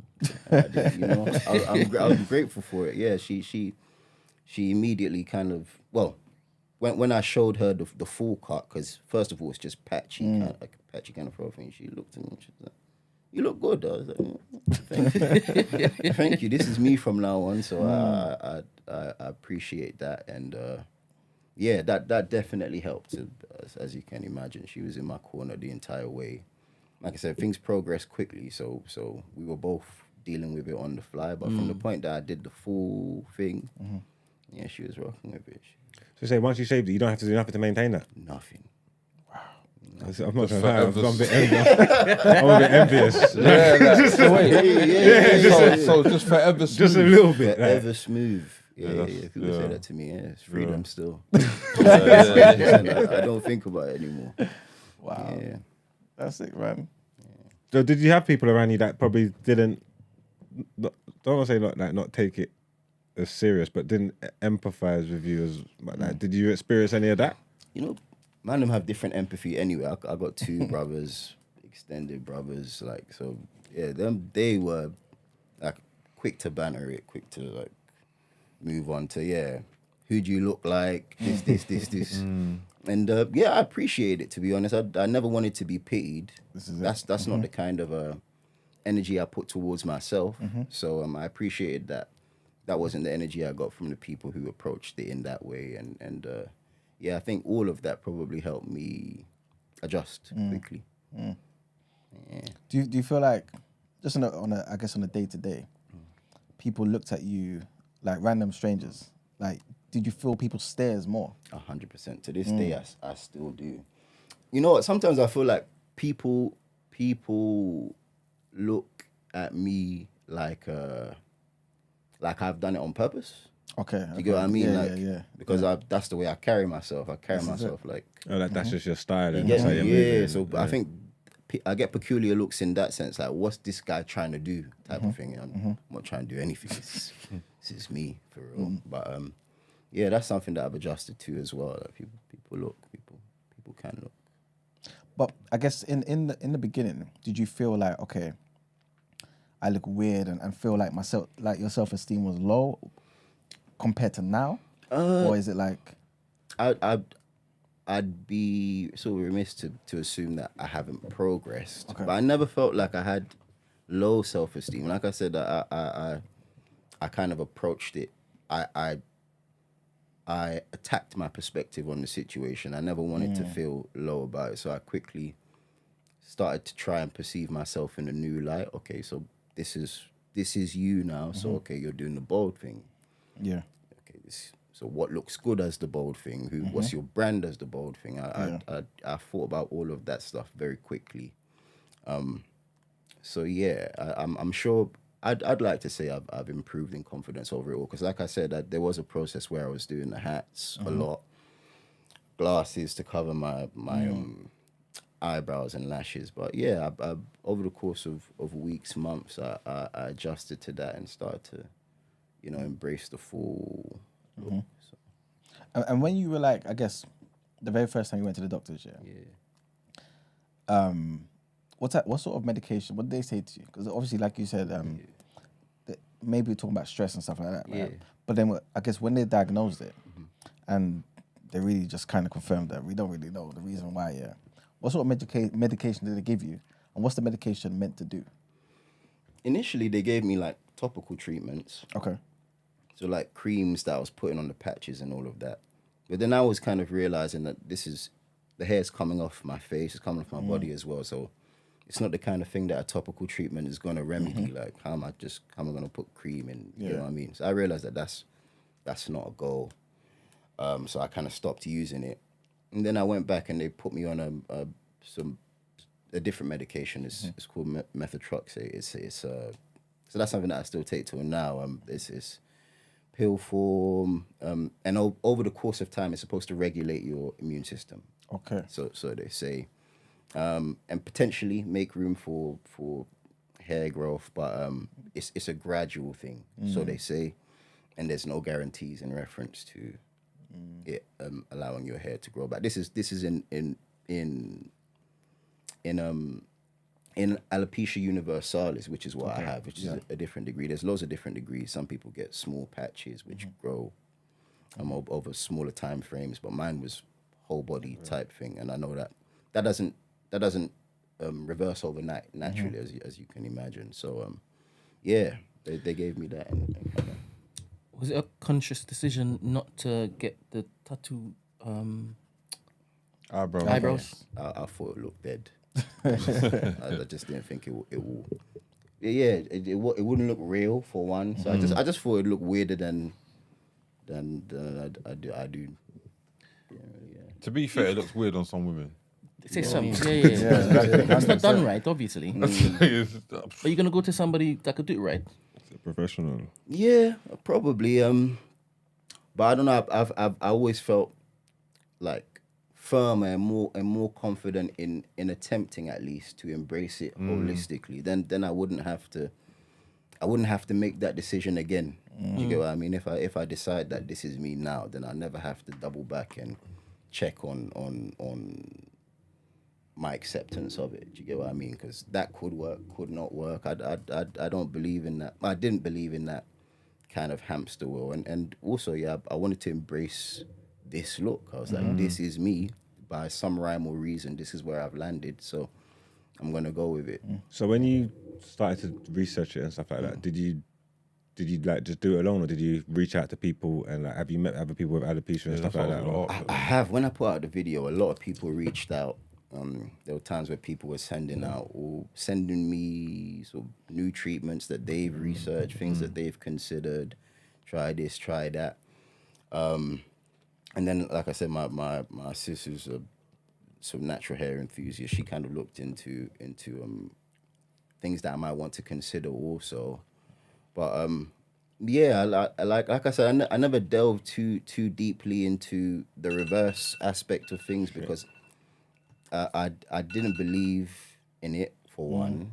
In some respect, I knew and know that it's not something that's gonna happen immediately anyway. So I always felt a lot more comfortable adjusting to the reality than trying to fight it. I was asking because do you think it would like affect women differently than men? That's exactly you could just take it in your stride and just hug it. And essentially, it's like, you see, I don't even think he's just like a typical example of a man, though.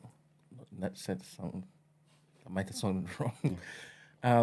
You think you have higher confidence levels. Yeah. You've embraced it and seen it as part of your uniqueness, and it now informs your art differently, right? Yeah, absolutely. So I don't think he's a regular man. Yeah, but men and women, their physical appearance means, I think like the physical appearance will mean more to a woman than a man to how they present themselves. And essentially, I can't speak for anybody, but I'm saying like, if any of us in this room went through that, the initial thing that we've got to deal with is that psychological, is that self-esteem, is our appearance. Once we realise we're fit, healthy, fighting, and this is what we got to deal with, we're just going to step. Do you get what I mean? I can see that being different for women. Yeah. I feel, you know what?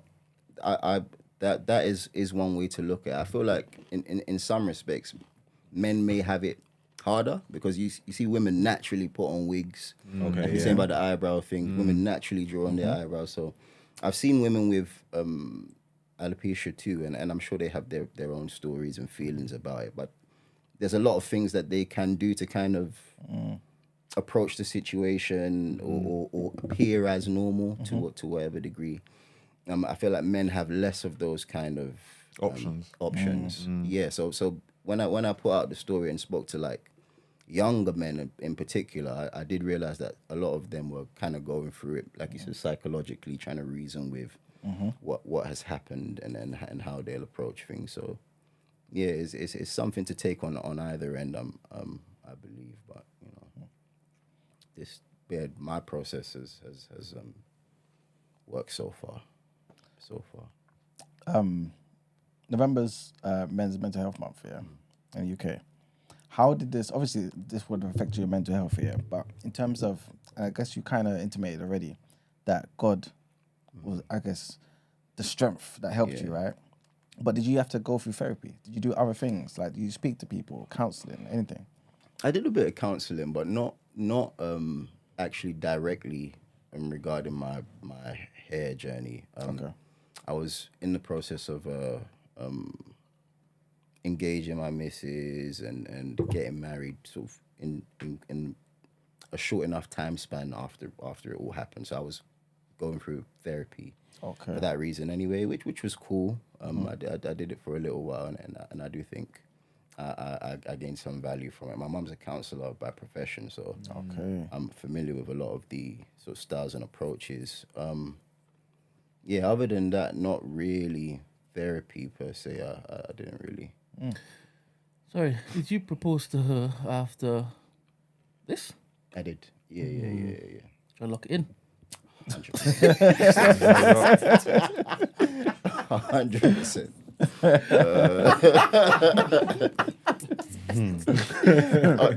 I definitely had plans of doing so anyway, but she sped it up a bit. Yeah. She sped it up. No lie. Would you advise men to, or people, women as well, to speak to someone, or just like? I think so. I think if someone generally, maybe not necessarily someone professional, I think that helps because it's kind of a no judgment zone and an opportunity to air out your feelings in that regard.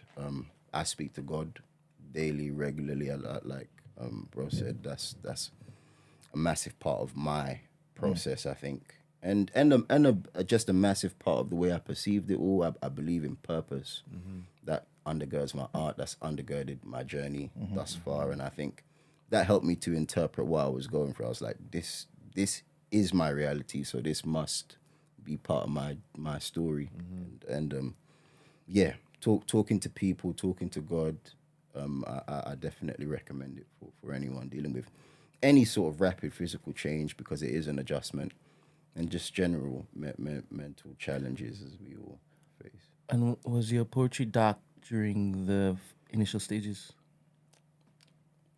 No, not entirely. There was some.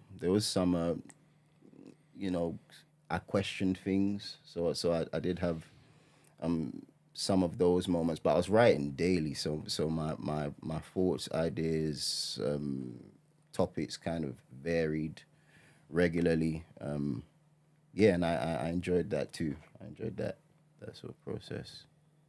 It's the only way I'll do it from now on. Like committing to release art at some sort of regular scheduling, and then sort of committing to myself to do that and deliver on that. That's the only way I'll approach art from this point forward. I feel as if it freed me from the burden of outcome. I'm already focused on the next piece. Yeah. So I don't have too much time to dwell on how the other one done. I've got tomorrow to think about. What's your like? Do you have some sort of standard that you kind of say, okay, you know what, this particular poem was a success, or is it more so I've got it on my chest and that's a success there, or how people receive it? Not necessarily on how people perceive it per se. Got it off my chest is the standard. Good enough is a standard. That's sort of my internal consideration of where I believe a poem should be before I release it. Okay. But it helps to have that time frame because I don't dwell on good enough too long. I don't dwell on how well something should do. As I'm sure you guys will know from all mediums of art, you can't really dictate that. Yeah. So because I know I've got tomorrow to consider, I don't dwell on success so much. I think that helps me. This may sound like a silly question, but are there any things that you no longer can do? You know what I'm saying? Now that, like, even though you've embraced it, you're confident in it, are there certain things now that you feel like, I can't do what I used to do anymore? I can't go to the barber anymore. That's it's a ritual for men. You kind of enjoy the process of that. I don't do that anymore. Would you tattoo your head? Would I tattoo my head? The back, probably. I do the back, but not the main. Wouldn't do the Mike Tyson. I don't think so. Anyway, barbers. I wanted to do locks before I was growing my hair. I'd done twist a couple of times. My mum's got really long locks. A lot of my uncles as well are actually rastas. So I wanted to do that. I always saw myself doing that. Obviously, that's not my story. I'd say those are the main things. Like you said, the sweat thing is something that you have to embrace because there's no real blockade for that. It comes all the way down when it's coming. It's crazy. No running from it, bro. No running. Never thought about that at all. You seem like a very positive guy. You approach challenges differently. Is there any benefit to feeling the entire gamut of emotions, even the darkness? Yes, I believe there's sort of inherent benefits to processing to as much as you possibly can. Writing's definitely helped me in that regard. So I think, people should feel. People should allow themselves to feel. I'd like to believe I have done, and I've expressed a lot through my art and poetry on that, and continue to. I believe in expression. I believe in feeling all of it. I'd advise that for anyone. Are we gonna hear any of your poetry today, or am I asking too much? Yeah, no, I'd be happy to share. What, you can recite? I'll go bar for bar with Brent. Brent, you ready? Yeah. I didn't know you did you performed it too. I do poetry, sort of reads. I don't consider myself a spoken word artist, but I happily read. Sorry, what is the difference between a spoken word artist and a guy that writes poetry? Please. I think reciting it is a big part. Spoken word is typically off the top of the head, off memory anyway. Okay. And then also like sort of rhythm and cadence. A lot of spoken word people kind of approach. Wouldn't everybody remember their poems if you write them? Right. See, I don't try to. Why would you make up your face like that? I don't understand, Mr. Rapper. I know. You're coming from a rapper's perspective. Sorry. Gangster rap. Correction. No, I just thought that's just how it works. If I write something, how can I not remember it? Like, if I haven't done it in ages or whatever, then I can understand you people forgetting it. But you just need triggers to bring it back. But it's yours. You wrote it. It's set in stone. Once it's finished, you should be able to recite it. But you said you're reading from it, right? I don't know what you're saying. I typically. What do you mean you don't know what I'm saying? Sorry, I apologize. No. Please on him, by all means, man. All right, so there are two ex-rappers in the room, right? Okay. Emmanuel and Margs. Oh, Emmanuel rapped as well. Look at this guy. Bars. Please continue. He was never as prolific as this guy over here. But he's very, very good with a pen. Anyway, Emmanuel, what do you think about the comment he made about once it is you've written it, you have to basically remember it? No, but I think in my brain, I automatically saw it as Marg saying, okay, I've written it, so now I have to learn it to See how you always look to translate what this dude's saying? No, because it made sense to me. You see what he's saying? Because I understood it. What did you mean when you said it? like what he said. See? No, sorry, I'm not hating that. I hate when you do that. The Rappers Union. It's the Rappers Union. It's the Rappers Union. Go. Because I've wrote it. I need to be able to learn it. 'Cause I need to be able to record it in the studio, or if I'm at somewhere, I need to be able to spit in it. So once you write it, you get it down. That's why I said and from then a it's rapper's ingrained in you. perspective. Is he a rapper? No, but I just assume it's the same thing because it's his art, innit? And it's a poem. So it's not like, maybe not every single one, but there should be some that maybe touch that. Like you write it, you finged it down. This is finished now. You get what I'm trying to say? Do you write it and then never go back to it again? I'll just assume that, maybe like I said, maybe not all of them because you're writing one every day. Yeah. But I would assume that you remember your poems. I have done before. I've done spoken word before, so I've definitely remembered my poems before. But I feel like rhythm helps with that. I don't know if you have that experience too, but when you kind of have like a rhythm and a cadence to your poetry, it's easier to remember. But I can't say I try to, like you said, with the volume of poems that I was making in that iteration that I generally make. I don't try to. If I try to commit something to memory, I'm sure I can. I've done it before, but I don't really try to. I'm comfortable reading the poetry. That's fair enough. Yeah, that's Do you want to like kind of compile them all and put them in a book?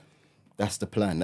So just I believe it's coming to a month ago. I released a short film, kind of expressing my poetry journey, my daily poetry journey, and it's kind of like a Book of Eli concept. Yeah. Stumbling. I shot it in Ghana. It was nice visuals. Especially like the on the beach. That scene there was sick. Yeah, I appreciate it. Yeah, so that's to advertise a book which I will be putting out there on sort of very limited edition basis. I believe in poetry sort of being received in the same way that all other art, typically paintings, drawings, can be received and bought. So I believe in that. I believe poetry can be held in the same regard, and I want to do that. So I will release sort of a limited edition version for the people who support. Where'd you get a gun from? Where'd I get the gun from? People out there. Yeah, people out there. Moving like the feds, bro. I saw a gun in the short film. I watched the short You're film. moving like Vlad TV, bro. I watched the short film. Anyway, this is the second time somebody said it this week. What, Vlad TV? Hope this doesn't become a thing. Don't let it become a thing. Yeah, my curiosity. Listen, as long as no one gets nicked on your watch, then you'll be alright. Yeah, Brendan's got no problem incriminating people or saying incriminating. Not like that. Oh, you continue. I've been telling you. Tell me about the Kings. I've been telling him. What was that? I've been telling you. You said it was Chijuke. Something. Even that. 100%. That's why I said it. That's why I did what I Even did just that. now.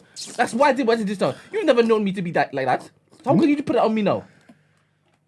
No Anyway, reason. this is about this fantastic guy. Let's get back Lad. to the But it was a good piece. I really liked it. Who filmed it? Ground Up Charlie, the collective in Ghana, supported it. So the particular director, my guy Glenn, helped me produce it, and his team, they helped me film it. So big up Ground Up Charlie. Are they based in Ghana or is it? They're based in Ghana. Okay. They're based in Ghana, so they directed, produced it, put it all together. Yeah, looked after me out there too. So How often do you go back? not often enough, you know. That was my second time in years. I meant to during the pandemic. That got cancelled. So not as often as I'd like to. I intend to more so from now. So yeah. Do you see this particular, I'm not sure if it is you call it affliction at this point, this superpower? Prefer that. And does this define you more than your artistic expressions? No. I believe I see it all as one and the same. I believe myself to be art. I believe everybody should believe themselves to be, because there's only one of you. Everyone's one on one. Preach. So yeah, I kind of see it as one and the same, but I have something to give, and that's the way I consider my poetry, as something, as my thing to give. I feel like everyone has something, and if I could kind of run down the best thing that I have to give the people, any person, it would be my art, my writing. So Okay. stand behind that. The weirdest thing is, I think there's a Dan Brown book, right? And there was a bad guy in there, and he shaved off all his body, and then he tattooed his entire body with like maps and stuff, and writing and stuff in it. Is that evolution of you? No, Is that where your art's going to take you? Not that I've planned. That's why they did that in what's that, Prison Break as well. Prison Break. Yeah. Though I haven't finished it. But, Schofield, right? Yeah. I don't have any plans to. But yeah. The saying is like, God laughs when we make plans, right? Mm-hmm. So True. you didn't know this was going to happen. So who knows? In 5 years, you might have the tattoos and stuff. Yeah, I wouldn't put it past myself. But I like to try shit, so pardon me. No, that's all right. That's all right. We're proper Christians in here. Yeah. What would you kind of want the average person to know about alopecia? Because you know sometimes there's a certain stigmatization for certain things. Well, that it doesn't typically affect all round well-being, and then also that people are at different stages of comfort and confidence inside their journey. So I think from people who aren't dealing with it, there should be an element of grace in that. I feel like people should have that for all sorts of kind of rapid physical changes and physical changes that people don't decide to do, isn't it? From time somebody hasn't decided something. I remember like my mum used to kind of say that in terms of even like cussing people and all that. When things that people haven't really decided to do, I try and veer away from. Even when what I'm saying. Things that you can change, I prefer to cuss you on. You know what I mean? Yeah. Stuff like that. I feel like people should be mindful of people's process and journey. But for me, the main thing is that like people are the same person. You're still you, is what I'd say to anybody who's experiencing rapid physical change. You're still you, and embrace yourself as you. And for people who are onlooking, give people grace. Give people grace and treat them as normal as you can. You can. Did you have to learn this, or did you get better at it after this happened to you? As in being kind and then exposing. I definitely think the experience increased that nature in me. Kind of general. I consider myself to be quite a kind person anyway, but I'm more considerate of conditions and experiences that other people have. I realize the toll that it can take on people. So it's definitely made me more considerate in that regard, and I'm grateful for that actually, because people go through things much worse than alopecia. You get what I mean? And that was a perspective that helped me too. It could be worse than. So this is what I was going to ask you. Like, do you feel as though you're able to deal with this because it's alopecia, or do you feel like, God forbid, right? If it was something else, you'd have the same resolve and the same approach? By God's grace, I'd like to believe I would. I'd lean upon the same comforts, the same things that have built my strength and confidence, but I'm not there in it. This has been my experience so far, and I'm thankful that I'm healthy. That really helps. Once your health is compromised, it's a different sort of kettle of fish. So yeah, I'm grateful for that, and I'm grateful for it. Is what I can really say, to be honest. Do you feel like the process has taught you a lot about yourself? 100%. Just what I can persevere through and beyond. My self-perception of myself has been strengthened and solidified.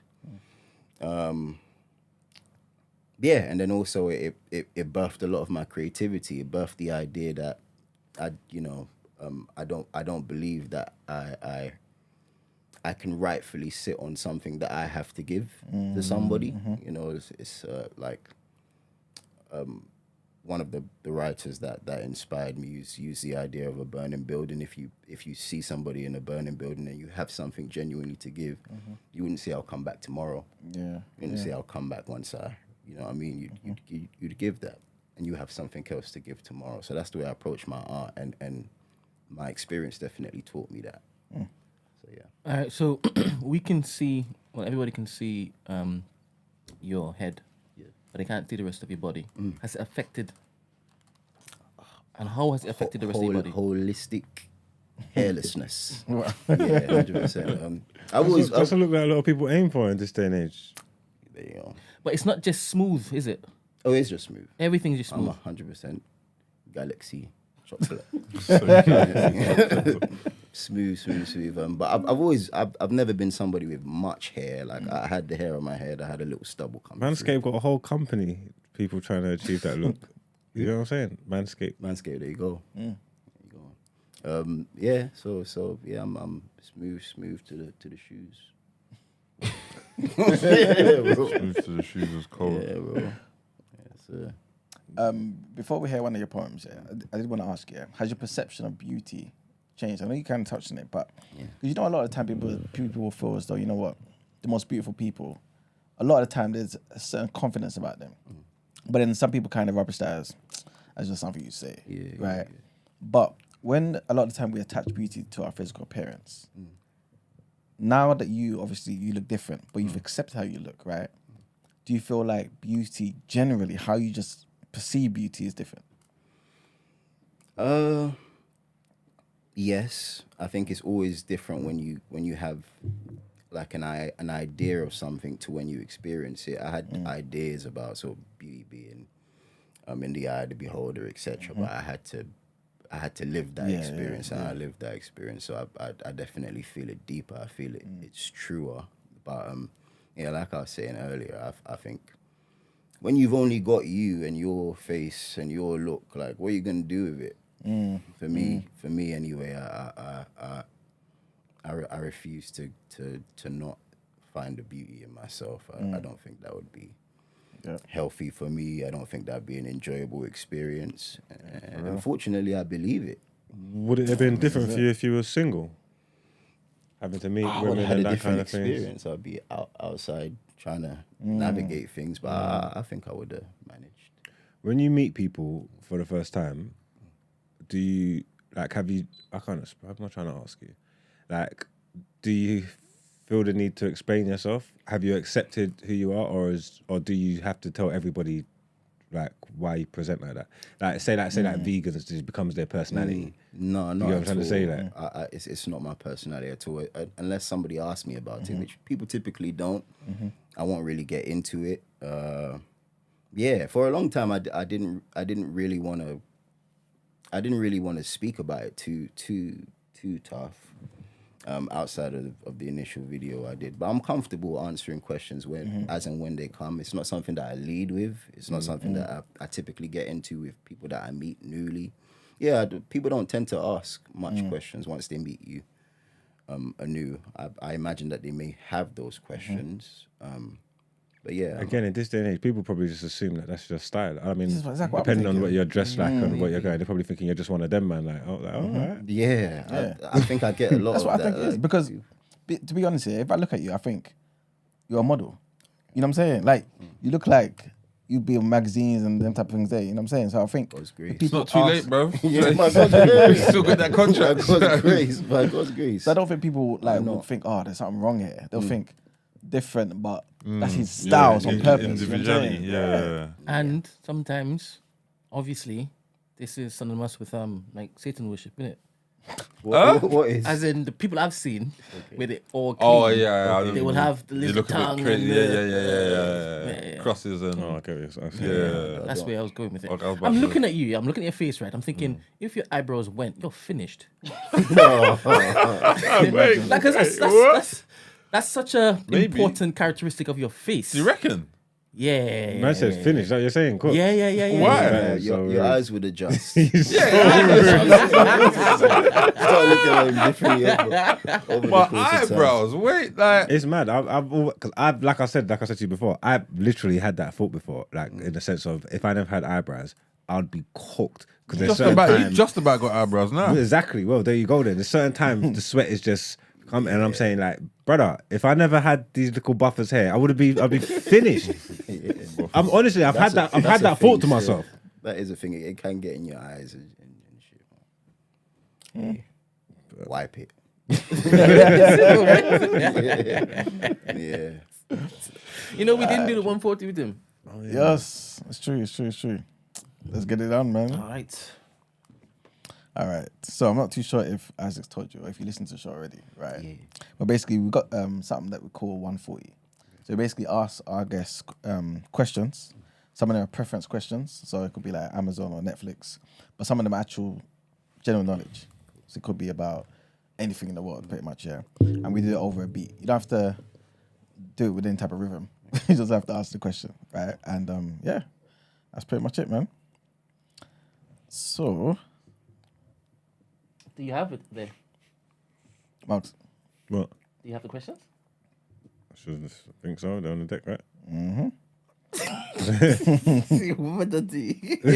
No, I'm saying. And the reason why I asked the question about the gun is because it looked real. Oh yeah. And it looked like you weren't. It looked like you weren't in England.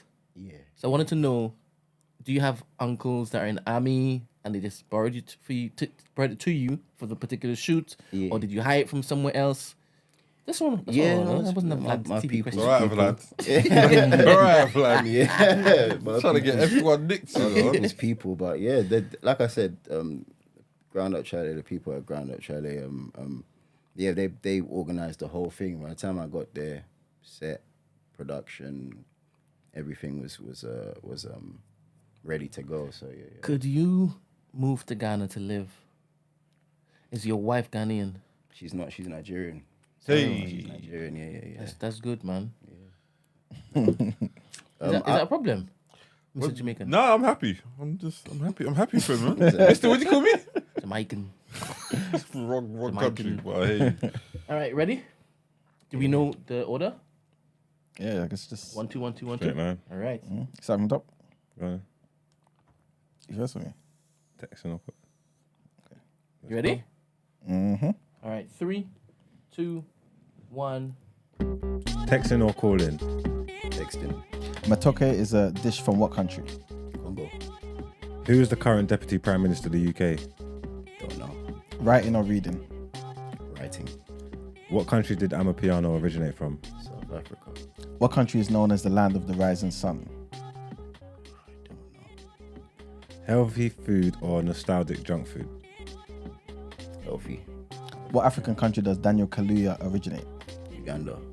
What is the capital of Australia? Sydney. Weights or calisthenics? Weights. What Afrobeats artist has more vowels in his name than consonants? Burner. How many twos are there in the number 100,404? I guess 220. I don't know. Blue, red, or green? What Jamaican artist can you find in every cinema?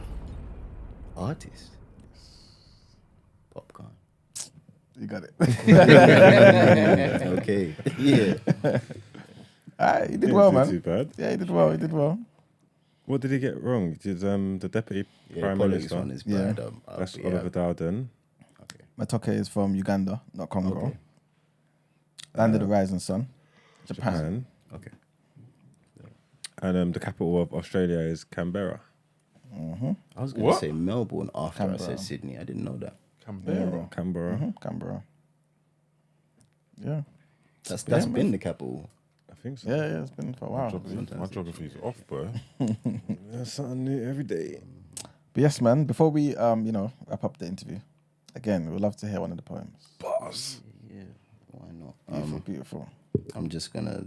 There's a bunch of them there, so I'm just gonna go with something I posted the other day. So this poem's called "Not Around No More." Okay. Yeah, and I read. Nothing dissipates. We've got pain spare, and it's left down in our bones, working its way to light. I wish yours journey mercies and mine. forging through the flesh that distorts it all, the illusion of the insides and outs. If food becomes skin cells, then what of doubt, joy, shame? That's not around no more. Edward. It's deep, man. It's deep. Appreciate it, gents. Can we go around the room?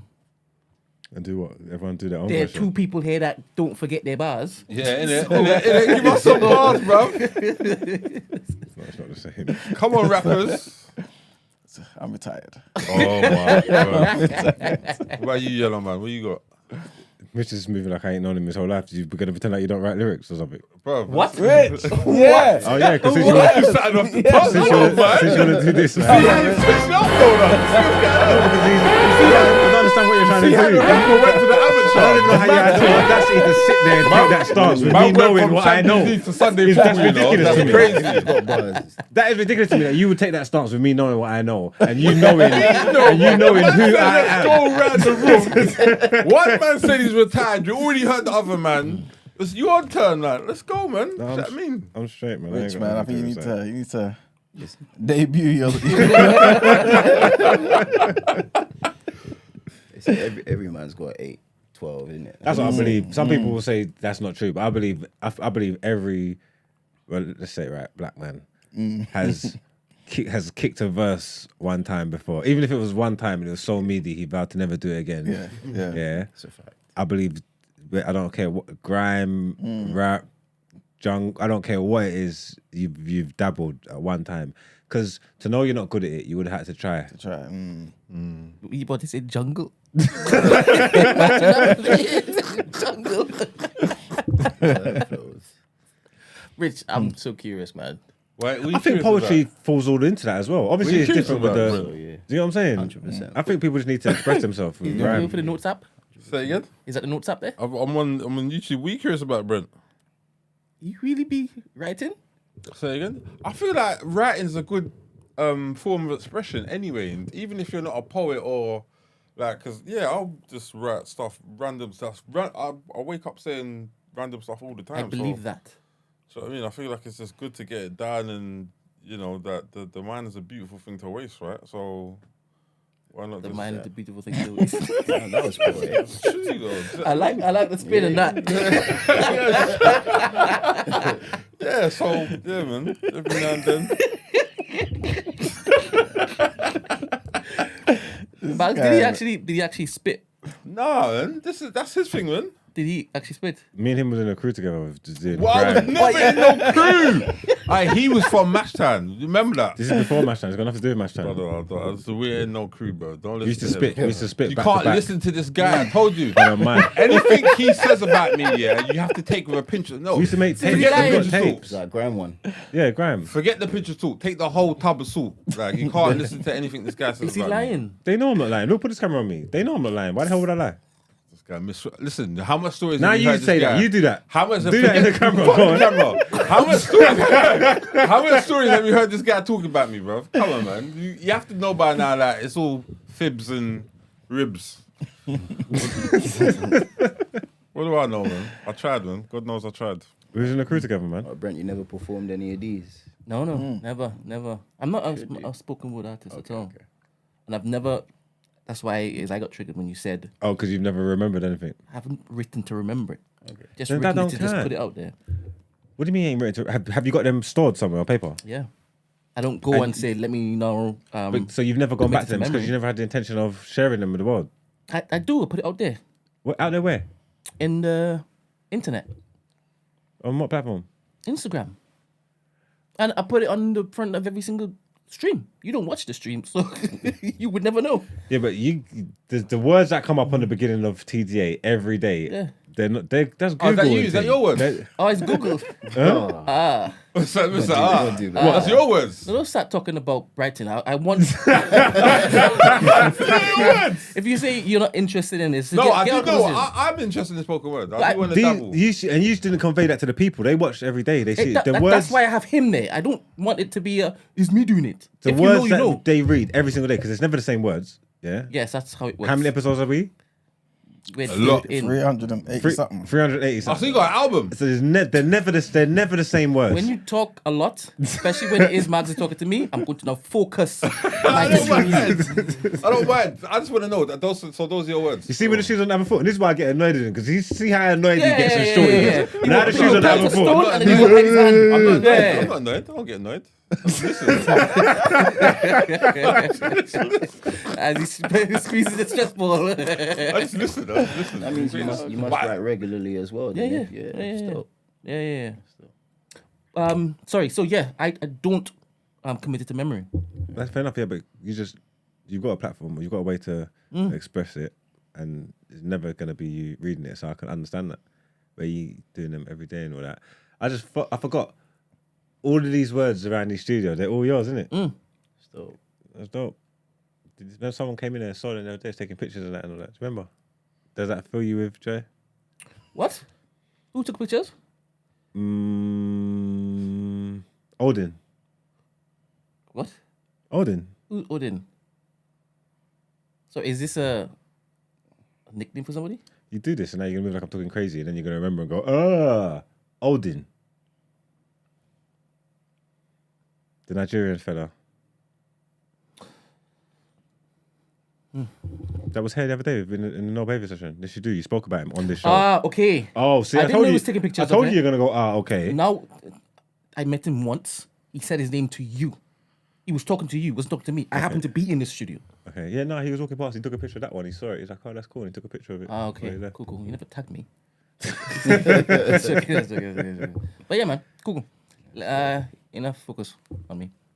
All right, go to you, man, then. Anyway, yes. We usually ask our guests, two last questions. Tell us something nobody knows about you. Nobody knows. Could be anything. Or maybe just a few people know. I was published before 10, maybe like 8 years old. Some sort of writing competition at school. So since then you've been writing? Yeah. Oh, wow. Here and there, but I loved it from then. That mode of expression, poetry. But my mum never bought the book. She just printed off the sheet. She's got the sheet there. She said it was too expensive at the time. Well, But I've been writing from then, and I was published about 8. Sick. And what would your biggest life lesson be? Biggest life lesson.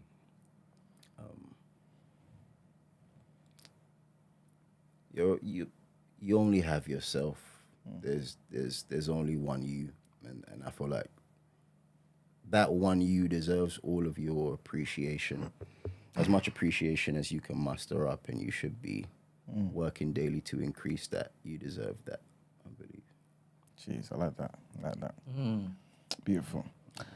All right, man. Thank you very much for coming, man. Appreciate this, man. Pick up Isaac as well. 100. You wanna If you don't mind, before you go, can you give us like your socials, let everybody know where to find you? So it's Edward _EDWORD on Instagram. Same on YouTube. Thoughts Can Be Things. Edward. Is all of them Edward with a word like WORD? EDWORD. Edward. That's my name. Tap in. I've just released a short film, which was dope experience to do. I'd appreciate everybody to watch that. I think like that will preface my journey, my poetry, my approach to poetry. I have been on a very brief hiatus, but I'm looking to start up a blog within the next coming weeks. So look out for that. And once I start, I don't see myself stopping again. So I intend to give what I have to give, and I think everybody should. Love that, man. Once again, man, thank you very much for coming through, man. Thank you. Appreciate it. your name is EDWORD? Yeah. That's how your mommy... No, I got the A in there, but I got the O in there. The whole writing stuff. Okay. Cool. Yeah. I was about to say, just from the very beginning, your mother actually knew what was meant for your life, but I'm due to change it though. Is that what you're looking to do? Yeah, I do it. Yeah. Why not? why not indeed? One life. You're not a vegan, though, are you? Not even nearly. No chats. Okay. Love it. Any vegans, you guys? No, No way. For real. Yeah, man. How long? About 6-7 years. Yeah, man. You can do it, man. Believe in yourself. I'm not sure I got to, but yeah. Do you eat pork? I eat everything. God damn it. God damn it. All right. everything's in there, bro. All right, man. I think we can go on to our Wellness Wednesday. Yes.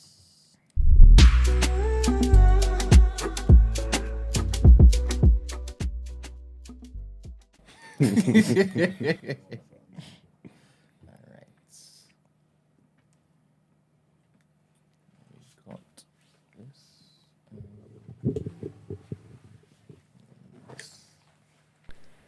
Remember the month of November. Whilst our resident Guy Fawkes enthusiast Mercy would appreciate this quote, this one is actually for the men. So gents, let's talk about it. Movember, the month set out for men's health. You may be wondering, what does men's health look like? Well, there is a set focus on mental health and suicide prevention, prostate cancer, and testicular cancer. Whilst I appreciate that as a woman, I have no business involving myself in men's business, I'm just going to share some key things that might benefit you, or your friend, or your brother, your father, partner, and so forth. So one of the things that is highlighted is for you to spend time with people who make you feel good. This could just be staying connected with mates, whether it's in person or via phone, text, email, or video. Number 2, talk more. You don't need to be an expert and you don't have to have the sole solution, but being there for someone, listening, and giving your time can be life-saving. Number 3, know the numbers. There are certain ages where prostate cancer becomes a high concern, so speak to your doctor and start to understand your body. Number 4, know thy nuts. It's that simple. Get to know what's normal for your testicles, give them a check regularly, and go to the doctor if something doesn't feel right. So men, look after yourselves. Take time to know your body and take time to be there for others.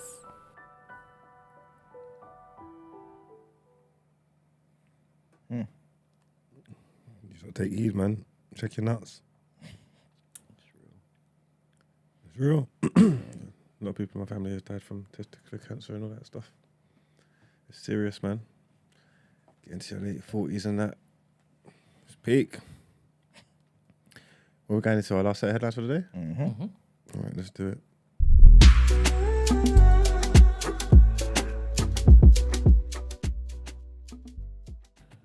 All right, so our last headlines. Trigger warning here, guys. And this is like a old case here, but basically a girl known as Baby Jane Doe, who was found dead and encased in concrete in Southeast Georgia in 1988, has been identified. Right, so her mother and her mother's former boyfriend have been charged with the murder. So the girl who went by the name of Kenyatta Kiki Oldham, 5 years old, of Albany in Georgia, was identified after a woman called the police with a tip in January of this year. Kenyatta's remains were found on December the 21st, 1988 at a dump site in Millwood in Georgia. Her blanket-wrapped body had been in a duffel bag inside of a trunk that was encased in concrete and hidden in an old TV cabinet. Imagine. At the time, the Georgia Bureau of Investigation medical examiner labelled it a homicide but could not determine the cause of the death. Her mother, Kenyatta's mother, Evelyn Oldham, is 56, also known as Zamika Luciana, and her mother's former boyfriend, Ulster Sanders, who was 61, were arrested without incident on November 9th. after a Doherty County grand jury indicted them on 5 counts, each including felony murder. They've all been charged with cruelty to children in the first degree, aggravated battery, concealing the death of another person, and conspiracy to conceal the death of another person. The indictment said that the two had submerged parts of Kenyatta's body in hot water, which led to her death. And then obviously they'd done the whole concrete thing. Wicked people, you know. Her own mother. Next headline, trigger warning here as well. And earlier this year, the doctor who leads the WHO, the World Health Organization's efforts to prevent sexual abuse, traveled to Congo to address the biggest known sex scandal in the UN Health Agency's history, right? The abuse of well over 100 local women by staffers and others during a deadly Ebola outbreak. Imagine. They've gone there to help with Ebola. While they're there, they're just sexually abusing the Congolese women there. According to an internal WHO report by Dr. Gaia Gamhiwaga, this particular doctor went there in March. Right? According to this report, one of the abused women she met gave birth to a baby with a malformation that required special medical treatment, right? Meaning even more costs for the young mother in one of the world's poorest countries. To help victims like her, WHO has paid $250 each to at least 104 women in Congo who said that they've been sexually abused or exploited by officials working to stop Ebola. So to help them after sexually being abused, all they gave them $250. That amount per victim is less than a single day's expenses for some of those UN officials working in the Congolese capital. The amount covers typical living expenses for less than 4 months in a country where the WHO documents noted that many people survive on less than $2.15 a day. The payments to the women didn't come freely. So to receive the cash, they were required to complete training courses intending to help them start income-generating activities. The payments appear to try and circumvent the UN's stated policy that it doesn't pay reparations by including the money in what it calls a complete package of support. Many Congolese women who were sexually abused have still received nothing. WHO said that in a confidential document last month that about a third of the known victims were impossible to locate. Right, and the WHO said that nearly a dozen women declined its offer. In total, basically it was meant to be $2 million that was meant for this particular survivor assistance fund, right, for the victims of sexual misconduct, primarily in Congo. And all they've given out is 1% of it, a total of $26,000. That's all they've given to the victims out of this $2 million fund. But yeah. Next headline, our last one, is apparently AI has for the first time convincingly outperformed conventional forecasting methods at predicting the weather around the world up to 10 days into the future. So the GraphCast AI model marks a turning point in weather forecasting. This is what the developers at Google DeepMind said in a peer-reviewed paper published in the Journal of Science on Tuesday. An extensive evaluation showed that GraphCast was more accurate than the world's leading conventional system for predictions 3 to 10 days ahead. It outperformed the ECMWF product in 90% of the 1,380 metrics that were used, and which include temperature, pressure, wind speed and direction, and humidity at different levels of the atmosphere. So yeah, man, AI is taking over. I still don't trust it. Seems to be more accurate. So in this area, anyway. Listen, man, give it 20 years, man, and see what's going on then. Let's see what AI is up to then. Yeah, that's it for the headlines, man. Time to pay the bills. Time to get into the reaction.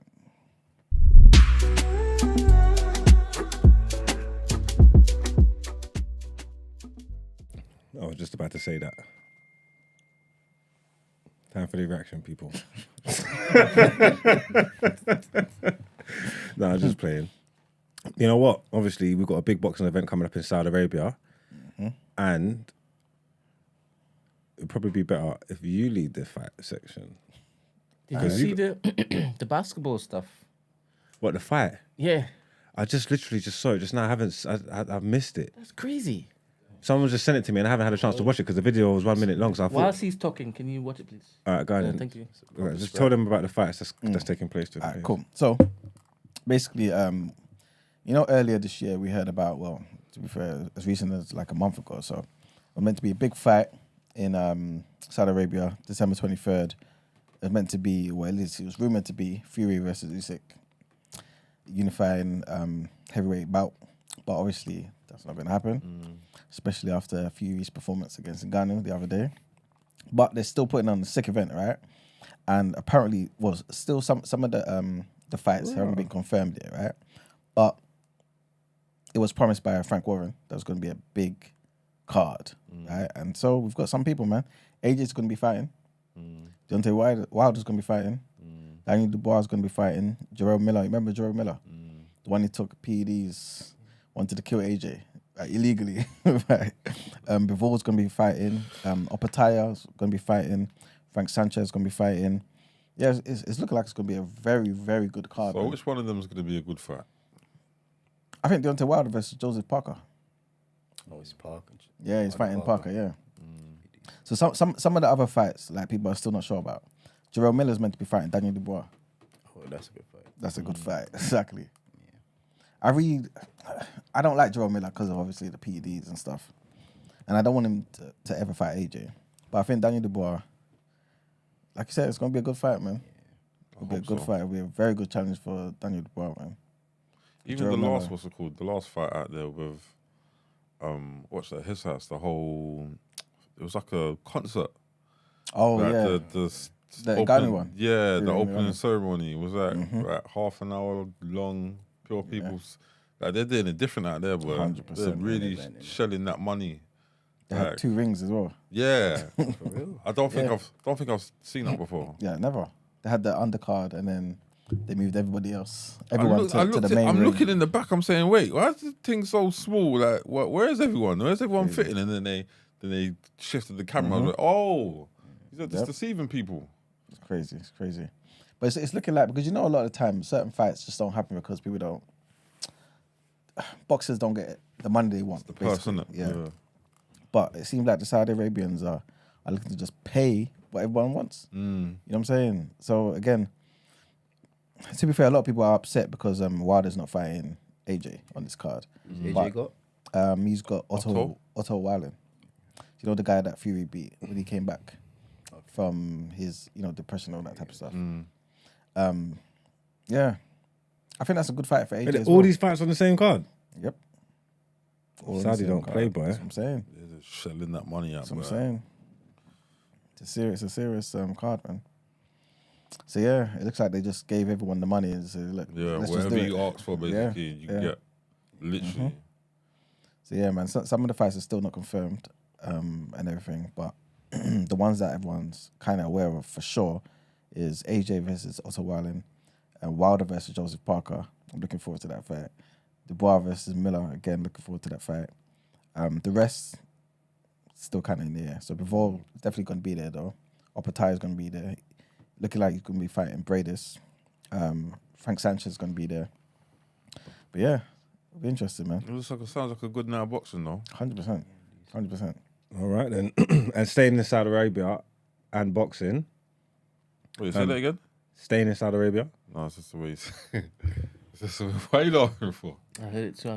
The Saudi Arabia. I don't think you knew how it sounded. Yeah. It's because I coughed just before I said it, but Sounded real cockney. Yeah. Shout out Saudi Arabia. East End. staying in Saudi Arabia. That's where we're staying and boxing. Yeah. Bod Arum is confirming that Tyson Fury and Oleksandr Usyk are going to be fighting. They're going to announce it on Thursday. I can confirm they will fight each other in Saudi Arabia, Arum said. There will be a press conference in London Thursday of this week, and they'll confirm the date and all the other circumstances about the fight taking place. But yes, the fight will be taking place. I can't wait to see this fight. That's what we like to hear, man. So yeah, it's happening. Who's your money on? Especially after that Ngannou performance, I think Tyson will owe it to himself to, like, he's got to fix up. Obviously, it's a totally different proposition in front of him. He's like the training. I just think before, I don't know, but like, I'm not going to use that Ngannou performance and say, oh yeah, Tyson's definitely going to use it. I think he's going to look in the mirror and say, I've got to fix up and look sharp. You get me? So a sharp, focused Tyson Fury should be able to beat him. Yeah, I think. I swear a lot of people were saying that he weren't taking the Ngannou fight that serious because obviously Ngannou never had a professional fight they just expected Tyson to come in there and just dust him down. Yeah. Obviously, it didn't go like that. So why would he take that fight that serious? Obviously, with Usyk, it's two different things. Yep, 100%. Night and day. So Take that one serious. has to, it has to. 100%. There's no way I expect the exact same performance from Ngannou. No chance. Who's your money on? I'm gonna go Tyson still. Money on? I think Tyson Fury, man. Yeah, I'm gonna go Fury. Unless Usyk comes out and does something like, Yeah, special. yeah, obviously he would have learned a lot capable from of that it. watching that fight because he was ringside watching the Ngannou fight, so he would have learned a lot. But It's probably the worst thing that could have happened, man. That performance was terrible from Tyson. You get me? Yeah, it was yeah, it was embarrassing. terrible. Yeah. It was probably the worst thing that could have happened to Usyk. Question. I didn't watch the fight, but are you saying that he just forgot how to box? Nah. So he was met by an opponent that trained for him. And he didn't. Who did he train for? He didn't train for nobody. He didn't I look think like he he trained. underestimated him. He was loose. Everything was all loose. He like his side, his guts. Like, he didn't look like he just come out of a training camp. You get what I'm trying to say? So I don't know how this works, Emmanuel, Rich, and Margs. As a pro boxer, do you need, like Tyson, who's beaten everybody in front of him, do you need to make sure you understand the boxing style of your opponent, who is, what is it called? Ngannou? Ngannou. I don't necessarily think it's about understanding the boxing style. The styles and that makes fights and that. So if someone's got a unique style, you should want to know where I go on so you can counter it and combat it, see where the strengths and weaknesses are. That's if you're having a proper fight. I'm not saying that he met a style that he didn't know or any of that. That's not what I'm talking about. I'm saying he didn't give Ngannou the respect that he deserved. Ngannou earned it. If they fought again, he wouldn't make the same mistake. He didn't train to his. He wasn't at optimum Tyson level, Tyson Fury level. So what Because does that? he felt like he obviously felt like he didn't need to be for my So man. what does that mean, and what is the difference between him training for it and not training for it? Would it be more hours in the gym? What would it? Because was he slower maybe, than yeah. normal? More What was hours. it? Yeah, more hours. Underestimated his opponent. No. Please talk to me like I'm stupid. I'm asking the question so you know I'm stupid in this particular realm. I'm confused. What does it look like him preparing for this next fight? Because Better diet. I've seen Usyk fight. Do you understand? And I've seen how he trains, and I know that he's going to come prepared. Right? How did he slip up with this guy who's never boxed like that before? Because he wasn't prepared. Imagine we was going into a battle and we knew that we was going into a knife fight, yeah? And like you came with blunt instruments. Question. Did he need to start looking at his previous fights in whatever guy? But he's got no previous fights as a pro. So what does it look like to be prepared for it? What did he need to do? Just He take it didn't serious. appear as When you say take it serious, please talk to weren't me like I'm sharp. an idiot. Okay. he wasn't as sharp. well We are. conditioned as he Sloppy. should have All right, been. so it's Yeah. always more hours in the It's gym. conditioning for Or sure. So sparring. Conditioning. whilst in the ring, he looked labored and he looked slow. Is that what you're saying? His physical appearance didn't look like he'd been training for months. He didn't look prepared. He didn't look like he just came out of a training Just get camp. his conditioning up. Yeah, just everything. He just didn't. I wasn't there in it, but I'm just going to assume from looking at him that he just didn't take that seriously. There wasn't the level of determination needed to get me, the dedication needed, the hours in the gym, the intensity that he was training at. It just didn't look like it was there. Not to make up excuses for him, but that's just what I got from it. And in contrast, AJ and that Mexican guy who we lost to once, Ruiz. is it because he didn't look at his style? What was it with him But why AJ lost? the first time? I thought Ruiz was just, he bested him on the day and every. Did he take that? Was that the fight that's supposed to happen, or did he take it short notice? Yeah, That was short. That was. He took it I short think it was notice. meant So to in fight his someone initial else. training camp, that wouldn't even have been who he was preparing Yeah. for. I think it's meant to fight Jerome Miller. Is it? Yeah, Maybe. so Yeah, obviously yeah. his mind, AJ's mind is on someone else. Now he's got a whole nother fighter. Like that fighter is meant to be perceived as a lesser than the person he's fighting. So he kind of took his eye off the ball. I don't know if he's a student of the game. I don't know how aware he was of what Andy Ruiz is even 'Cause Andy Ruiz is capable a of. good Because I fighter. wasn't. Yeah. If You know you saw what I'm that, I was saying? watching the fight. I looked at the odds. The odds were crazy for Ruiz to fight. So you're saying he didn't do his research on his fighting style? Probably not. And plus, he just didn't like. So I remember hearing stuff about how AJ was partying before, like maybe a couple of days before. You know what I'm saying? Like, Yeah, that's based off him not fighting. So he just the thought original he guy. would have what it takes to just walk go in the in ring there and and just Yeah, beat him. and yeah. And that's what Tyson did. exactly. Exactly. I think so, yeah. Because Ngannou's not a pro fight. He's never had He's a never had a pro pro fight, boxing yeah. fight in his life. Imagine. So you imagine you playing football Yeah. all your life against a guy now you just come from tennis. Yeah, but Why are you practicing? But didn't he see what we saw? Because I saw the power trailer. Yeah. Shaking balls and stuff.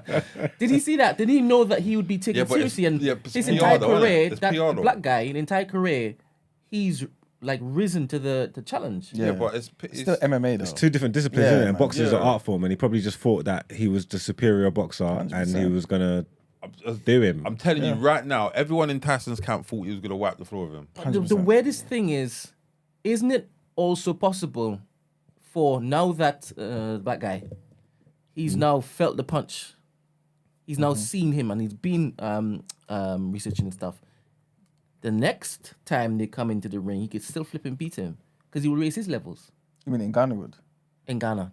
Cool. In Ghana, yeah. I mean, there's only so far you can kind of go, respectfully. You know what I'm saying? But Tyson Fury is the best heavyweight in the world. No, but everyone feels like Tyson shouldn't have won that fight. I get what you're saying, though. It's heavyweight boxing, and Ngannou would have learned something from that. So there's improvements to make. I get you're saying it's capped, but the fact that it's heavyweight boxing, the fact that he didn't do that bad, and the fact that it will be more than likely be better the next time because he's putting his whole heart and soul into this as well. Yeah, it's not out of the realms of possibility. What, beating Fury?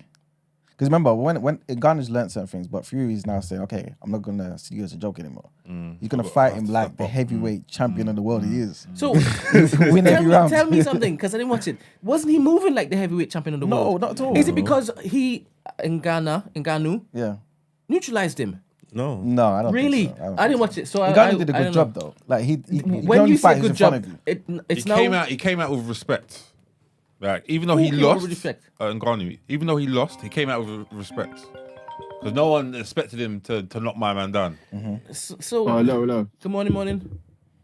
Morning, Brent. Morning, help guys. Help me. Can you hear me? Sorry. Yes. Yeah. Oh yeah, no. I just wanted to chime in. I think the bit obviously Brett's obviously saying talk to me like I don't really know about boxing. Yes, please. You know what it is, Brent? Yeah. The other bit to add that I don't think the guys in the room have added to the Fury fight is Fury was supposed to fight Usyk in December. That's why he wasn't in shape to fight Ngannou, if you get what I mean. So Ngannou happened, I think, end of October or whatever. He treated that fight like it was like a hard spar or something, like it was part of the sparring in the lead up to fight Usyk. So he's gone in there. You're supposed to have like a 12-week camp for a Usyk fight.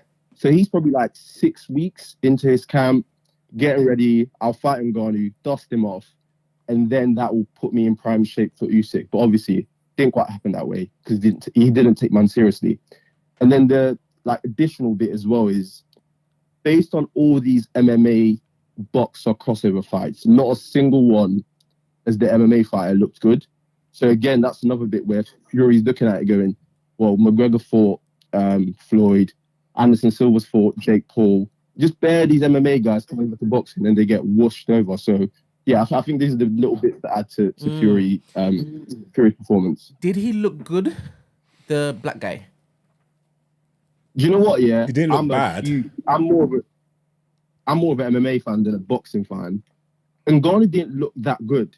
Fury just looked really, really bad. Wow. Does that make sense?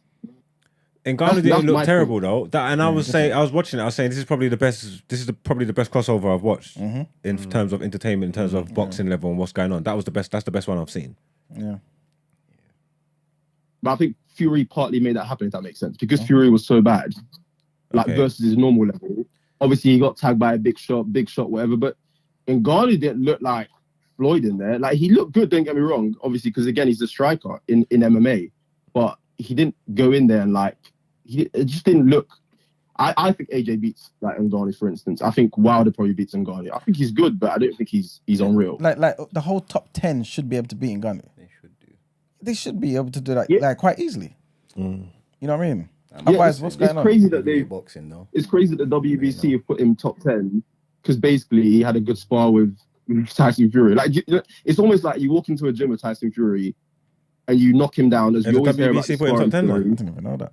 I didn't even know that. Wow. Yeah, they did. Off one fight. So it's kind of mad. He's got a and the backstory to Ngannou is he was obviously MMA champion, but he always wanted to be a boxer. That was always his like dream from Cameroon, all these things. So right now, really, he's in a position where he can cash in, essentially, because his stock's quite high. He might as well roll the dice and get AJ in there or Wilder or one of those guys. Would you want to see him against AJ or Wilder? Might as well. I mean, why not, right? I mean, we're living in this world where like these crossover things are happening. So you might as well see it, but I don't want it to distract from AJ and Wilder getting in against each other. And I think I put in the comments, I think it is crazy that AJ and Wilder are basically free to fight on the same night in the same country, but they're fighting other people. Yeah, they're nuts. I'm not even gonna lie. I'm pissed that Fury's got bigger fish to fry because I think he earned a rematch. I would have watched that. Yeah, 100%. I would have watched that. I don't know how that's not. It's because he's got bigger fish to fry. I hear it, but yeah. They also can't let it like mess up a man's bag. Like, you know, the undisputed things happening. You're right though. Obviously, Ngannou should deserve a rematch, but undisputed is happening. If Ngannou goes in there and actually beats Fury now, like obviously they gets the decision or knocks him out, then everything's all messed up with all the Saudi man. You know, the Saudi man, they've invested big bread into that undisputed thing, so it could go left. All right, thanks for your input, man. Thank you, Frenchie. But no, yeah, thanks guys, man. Bless up. Cheers. What you wanted to talk? Did you want to talk about the brawl? I just saw it, and y'all normally talk about basketball, but y'all haven't been. So when I saw this, I'm like, this doesn't look right. I'm not even gonna lie. I literally just saw it just now. It's just Draymond Green to be all involved in it again. Obviously, he didn't start it. You get me? It was the Timberwolves and the Warriors. Klay Thompson giving someone a bit of a drag, and he ended up getting dragged up himself. His top's all ripped up and thing. Yeah, it looks all serious. There's a serious little dragging match. But obviously, Draymond's gone over to protect him and pull someone off him or whatever it may be within the scuffle. And then he's got Rudy Gobert in a headlock, like a sleeper hold lock. He didn't throw any punches on, I think, but it was a real life sleeper hold. What, like from behind? He's got him by the neck. He's got him. Shall I send it to you, bro, so you can play it or something? I'm gonna find it on Twitter now. He's got him. I'm like, I'm sure Draymond's gonna get in trouble for that because it's always Draymond. It seemed a bit, even though it was controlled, it looks excessive. Like it looks. I ain't never seen nothing like that before. I don't think you get me. Like he's got him in a full chokehold. Like Draymond is sick. When was that? Last night? Because didn't they play each other? They just played each other the other day. All right, look at this angle here. So look, they're doing a little pull in, and Rudy Gobert, look, and he grabs him, grips him, and he's got him. Look. Oh, my neck. And you can tell the whole time he's talking, oh, black up! Like, yo. Black up, pussy. Get off my brethren. Help! Are you stupid? Help! Look, how can he do that? He's sick. But how come a lot of respect is even paid to him by their own teammates? Who, Draymond? Yeah. Draymond's a big boy in the league, man. What does that mean? You can't touch him. You can do what you want, but then they're not gonna penalize him? basketball players don't fight each other anyway. They look after their players. Nah, is it Adam Silver? I think he's gonna get fined. He's gonna get fined. Yeah, he'll come back and play. Huh? Fine is nothing. What do you mean? Cash is king in America. He's messing with a man's bread. Fine is something. Fine is something. But I'm sure he'll get fined because again, I don't know how they perceive it, but that looks excessive to me, innit?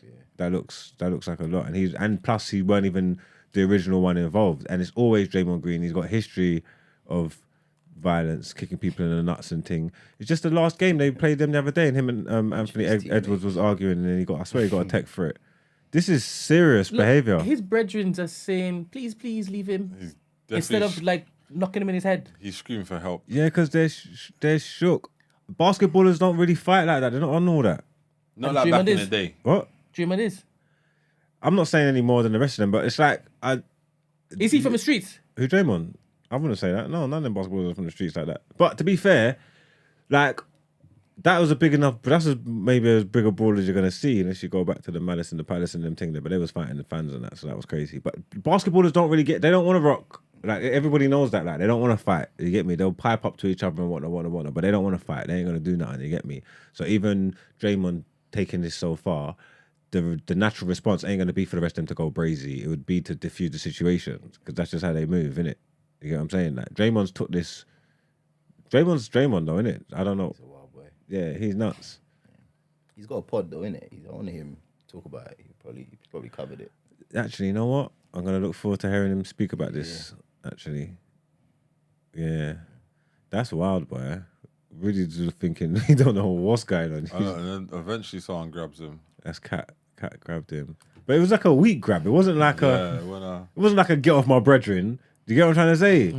It was a soft grab. Super soft. They're lucky I didn't put them in Out Ere for just letting Draymond Green just bad them up like that. Do you get what I'm saying? Help me.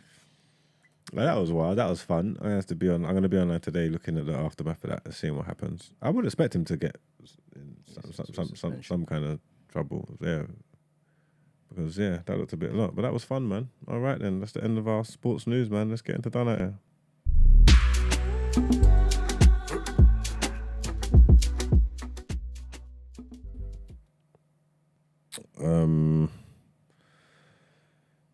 Brent, I sent you something. Can you just play it, please? This is crazy. Acts that I walked in on. Who did you walk in on? Him and Dwayne Martin. Seen that the first 10 seconds of this. Okay. Hollywood is the hurry up and wait game. So 3 minutes later, after them telling me, "Hey, you got eyes on Will. We need him to come watch this." So I'm running all over the studio. He's not in his dressing room. I go to the cafeteria. I'm like, but I see his car there. I'm like, where's this guy at? So now I'm holding Dwayne down too, so I have the keys to his dressing room. So I'm like, yo, and they're calling I'm on walkie-talkie and they're calling my cell phone. Yo, we need to get Will here. I'm like, yo, kind of fuck down. Like, I'm trying to find this. Like, this is unlike him, right? So, all right, I open the door to Dwayne's dressing room, and that's when I see Dwayne and having anal sex with Will. Man, keep playing it. Why have you stopped for? Why have you stopped this for? Keep playing it. Let me process that for a second. She said, let me process it. Go on, one second, go on. Just play it to the end of the video, Ben. It's only 10 seconds in. There was a couch, and Will was bent over on the couch, and Dwayne was standing up, killing. Brent, stop pausing it, please. Hey. Go back. This is an explanation. That's enough. Let me process that for a second. There was a couch, and Will was bent over on the couch, and Dwayne was standing up, killing him. Murder. There was murder in there.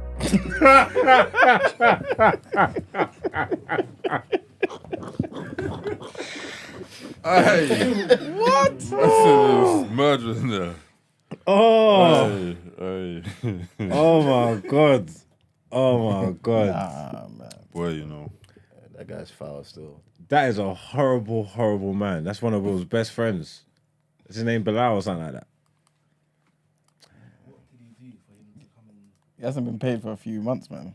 With friends like that, you do not I'm need telling enemies. you. I promise. Don't need nobody. Like, my man's there. How do the cheek and the audacity to fix his mouth and say those things, like, about Will and Dwayne? And you know the wickedest thing?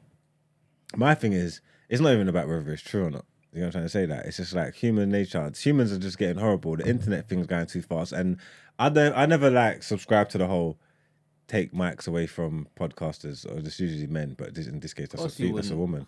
No, because that's not my story. But I don't really engage in those kind of behaviors. There's no reason to take my mic.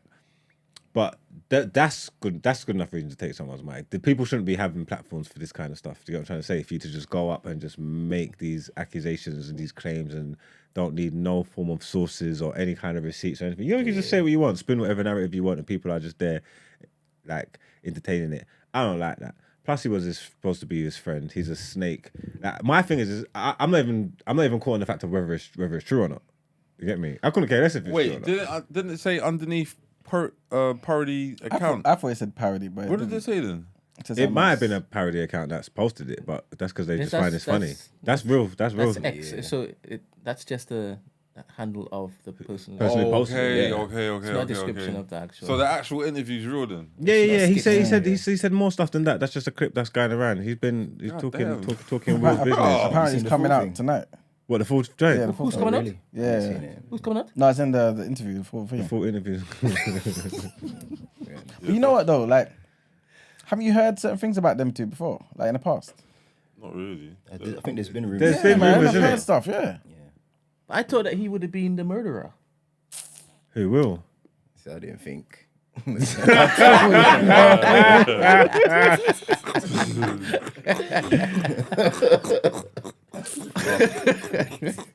oh boy. That is so cool. I said, I didn't think about it. It didn't cross my mind. You get me? Not Fresh Prince, man. No, that's not where your mind goes. No, not at all. People are putting some of it on, what's her name, Tasha K as well. She's the one who interviewed him, and she's always mixed up in it. Yeah, she gets sued a lot as well, so she might have that coming. Yeah, see, it's just horrible people, man. Do you think Will cares? Do you think he cares? Or Someone in chat said he come out to say it's lies. Yeah, he has come out and said it's lies. Yes. I saw a post somewhere. I don't know. Yeah, man, you need to immediately, man. Is that what you do? If I said that about you, you come out to say Brent's lying? About me? Yeah. No, but nobody will believe that though. This is what I'm saying. No, but with, you know what I'm saying? Yeah, man. But this is what I'm saying. I believe it because in my head, he was practicing stuff way back when, innit? I think he's fluid.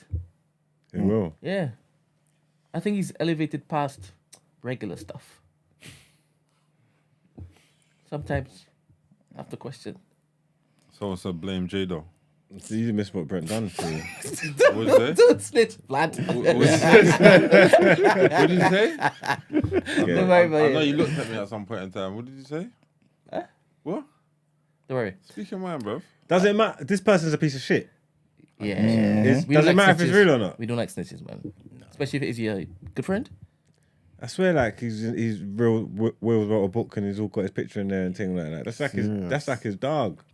I don't know what kind of falling out you would need to do that. But I guess that's the question. Is there any sort of falling out that would provoke you to do something like this? No, I mean I'm low. Even if me and you don't speak, there's certain things that I'm not gonna do. You get what I'm trying to say? Like, 100%, bro. yeah, I'll bank that. yeah, got dignity and them thing there. And just every killing is a code. You get me? Well, he's got eyes on it, clicks. Yeah. His aim was just to be just run his name through the mud.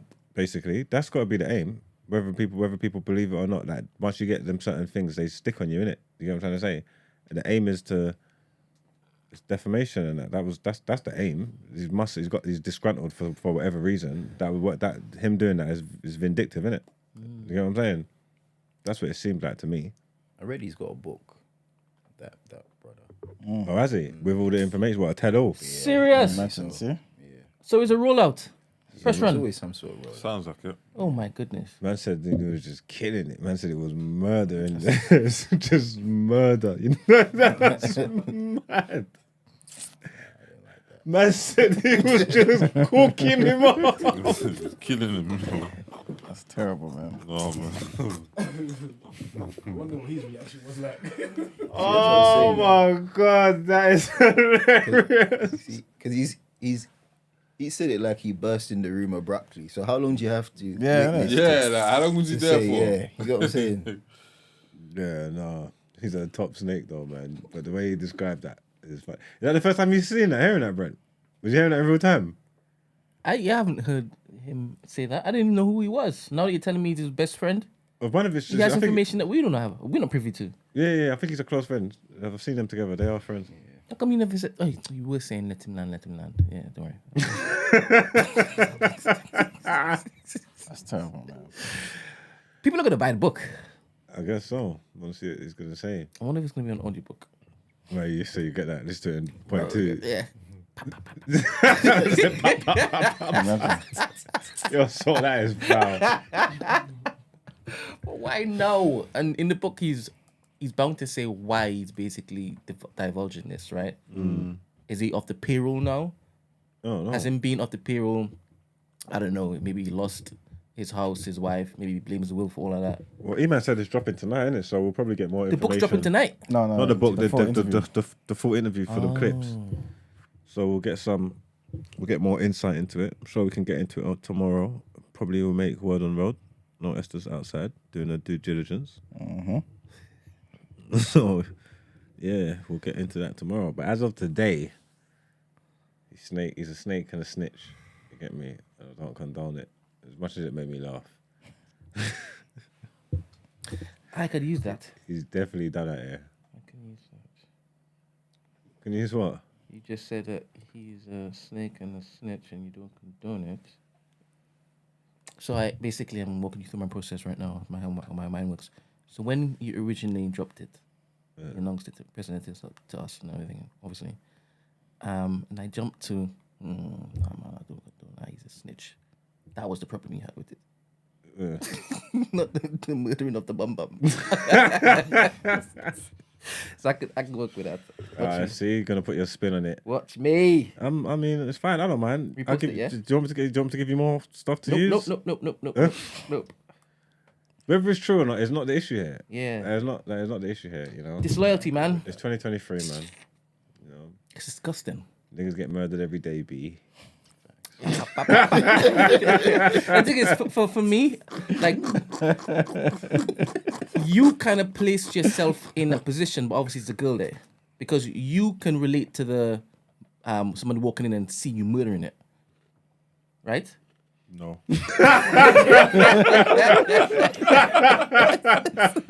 No. Because it was vivid. Okay. And the positioning, you probably thinking, all right, cool, he was standing there and pop, pop, pop, pop, pop. And all you see is cheeks going quick. What we did So that's why it's so funny for you. Man said he was Because killing the violence that was... I already told you, don't listen to anything Marks has to say, anything to do with me. I weren't there. Nah, to be honest, you've changed my mind on that. I can't listen to you anymore because... He puts because his own spin on shit all the how time. you look to deflect when he said that you used to write this and next. I'm believing everything I'm he not says deflecting. I'm just saying I'm listening to everything he says from now on. There's two rappers in here. Like I didn't know there were three. Anyhow, it doesn't matter. You see me? I'm many things. But I ain't a liar. That's all I'll tell you. It doesn't matter what kind of sauce I put on the stories or any of that kind of stuff. Everything is based in the main ingredients of my meals is truth. That's what they're based in. Man. Anyway. But that was down there, man. Yeah. Easily. I don't know. As the story unfolds, if we've got more information, they might make a reappearance for the rest of the week. But as it stands, Bilal's down there, man. Let's get into our outro, bro.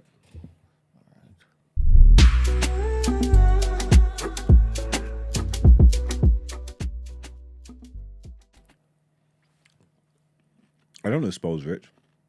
I don't say nothing. I haven't said anything. Bruv, you say too much, bruv. What are you talking about, bruv? Nothing you say too much and then you allow other man to say other shit, bruv. Nothing that's incriminating. You got to think about Brother, it. will you stop talking about nothing that's incriminating? What's it called? The limits of statutation. What's this guy? Bro, we're not in America, bro. The statute of limitations. So I don't say nothing that you can get in trouble for.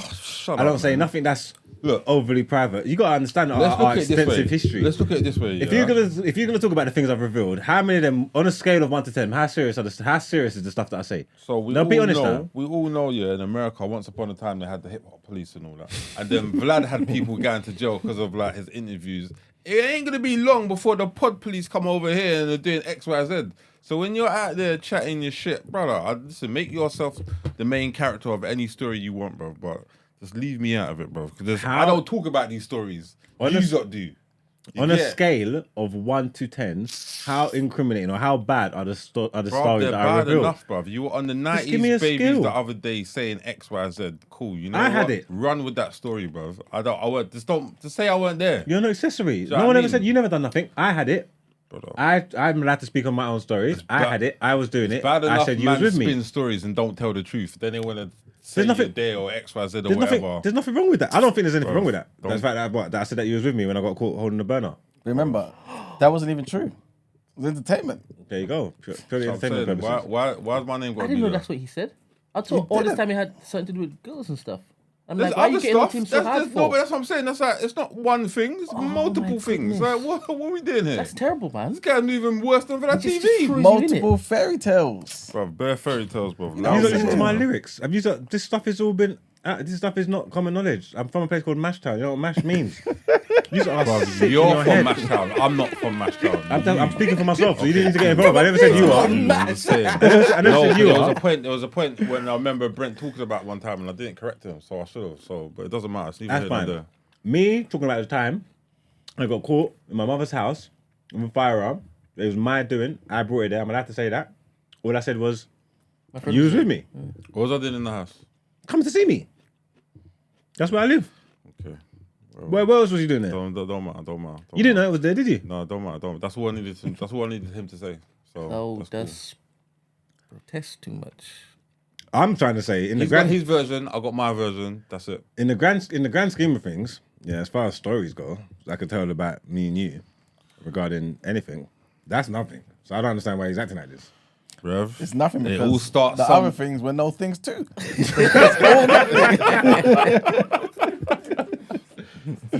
Hey. Yeah. Police can't tell me nothing. What are they gonna come and talk to me about some old school thing that they can't find that didn't happen? There's nothing to worry about. saying, There's nothing they can. Who gives a I shit? don't talk about this shit. You see me. That's young fine. enough. I don't. But you gotta be realistic with your gripes. There's no problem here. No grapes, bruv. Just stop talking. That's it. What about that? Huh? Brent's right. Maybe I need to up the ante. Bruv, hey, you up the ante. You up the ante, and I'll up the ante. What about that? Huh? Oh, is this what we're doing here? All You right. tell me, bruv. How the man telling these stories and X, Y, Z, and do you know what I mean? Just Like assassinating Mr. my Chicken Wings ain't a character. liar. I proved my chicken wing point. So no, I'm not a liar. Don't do that. Don't do that at all, Bruv, Mariah. no. And you never drop him in, to be honest, when it's you're talking about, like, So I'm saying, you see You the never difference- mention names. You see the difference between yeah, us? man. Man's Disgusting. gonna put people's names in places you don't And it's need always to you be. he goes for. Nobody else. Yeah, why is that? You're always there, nigga. Why is that? maybe I should start talking about you then. Do you know what I mean? Huh? I don't understand why you're getting triggered for. Don't let I'm Brent not trick you out getting your triggered, bro. position. I'm just saying, like, Don't let Brent- maybe I should treat you the way you treat me. What about that? Maybe, but I mean, I know don't that. think I'll give a shit. That's the difference. I don't think I'll actually give a shit. Okay. Especially because it's not about that. real. You know what I'm saying? It's not real. We'll see about that, bro. I don't think he deserves your friendship, to be honest. You know, don't just. It does, man. You can't blame That was. me. I can't blame you for taking it how you take it. But No, in the no, grand no. scheme of things, if we're gonna actually look at it, you know that it's nothing, can it? You know what I'm saying? Listen, man. God knows I tried. Like, innit, you know man? it's nothing. God knows I tried in it, man. Do you know what I mean? I tried to be just easy about the stuff and all that, and just let I'm stuff still slide. seeing you without any eyebrows. Every now and then. Everything you say is jokey to me. That's cool. That's all right, man. That's all right. I'm just saying that. One of these days, man. One of these days, man. I promise. Boy, fair, you can't blame me for how I react. Like, you know, like at some point in time, a man's just gonna be like, "Nah, fuck this." But that would be bad because you'll be reacting Why to would nothing. it be bad, bro? Why? You'll be reacting to nothing. Why? Nah, fuck that. Then I'm reacting to that. That's what I'm saying.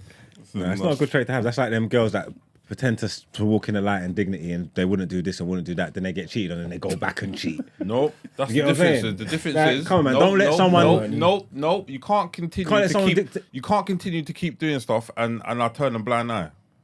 I'm not saying I want my Jesus smack me on my left Yeah, side there's of my only right. so much you can basically take. Get the hell out of here, man. What are we talking about, bro? Listen, don't take my kindness for weakness, bro. He does it all the time.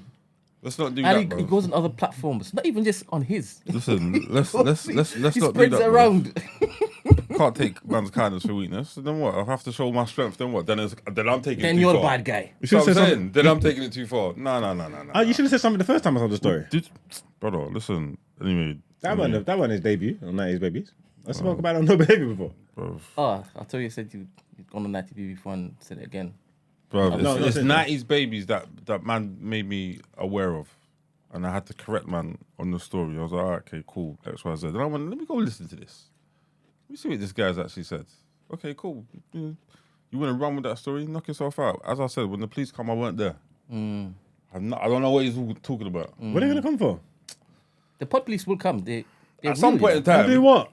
At some point in time, maybe not now. It could be in 10 years. Not for us, for XYZ. I just mean in general, bro. Like you think you can't have like the hip hop police in America. That's if I'm saying incriminating things. Vlad getting people locked up XYZ and what? They're just gonna leave us alone. No, it sounds all cool and all that, but that scenario or anything I've ever spoke about on camera, what the hell are they gonna do to me? Tell me what the charge is. I want to understand retrospectively. I don't think he's saying that they're going to be doing it to you. I don't think he cares about what they do to you. Well, what are they going to do to anybody? You've involved him in anything you're saying. What are they going to say to him? No, but to be fair though, like the police haven't come knocking after J.K. Rowling. You know what I'm saying? Or Roald Dahl and them man who just tell stories. It's all animation. You know what? What I don't mind, the way I look at it now, anything that comes out his mouth is fiction. Because as long as I'm not telling the story, then it's fiction. Oh, you calling him a liar? No, he's calling him a liar all the time. What are you talking about? Oh. Yeah, just keep lying. Just keep lying, bro. Keep lying. Keep changing stories. Tell it how you want, bro. Look, in your next blockbuster story, just don't make him an actor, a starring role. You know what I'm saying? Cool. I thought you wanted that, to be honest. It's actually his vocation. No, I mean, sounds cool. He's probably preparing for a role. He's just overdoing it. There's no problem. He's acting up again, man. This is a rollout. Which is bad. I don't like how you diminish his feelings like that. Huh? I don't like how you're doing that, man. Mental health. What's the mental health? Yeah, man. It's peeing all over it. Always these men, you know. Crazy. Crazy. Their own people, bro. Imagine, bro. Murder. Everybody forgot about that story. Everybody forgot about that story, too. What story? The one you keep bringing up. Bro, I don't bring up no stories, you know. All of these men bring up stories. It's all right, man. It's all right. This, called that. I'm just getting shot at here, man, by everyone. It's cool, though. Figuratively. It's mad thing, bro. Today was a good day. Hope you enjoyed the show. Thank you, our wonderful guests, for coming and taking part. Thanks. Appreciate you, man. Thanks for everybody in the chat that took part. Thanks for everybody that called up. You know what it is. TDA to the world. We'll see you in the morning. You gonna be here, Rich? I should be. Depends how I sleep. Tune in for round 2. Love her a lot. Peace. Peace.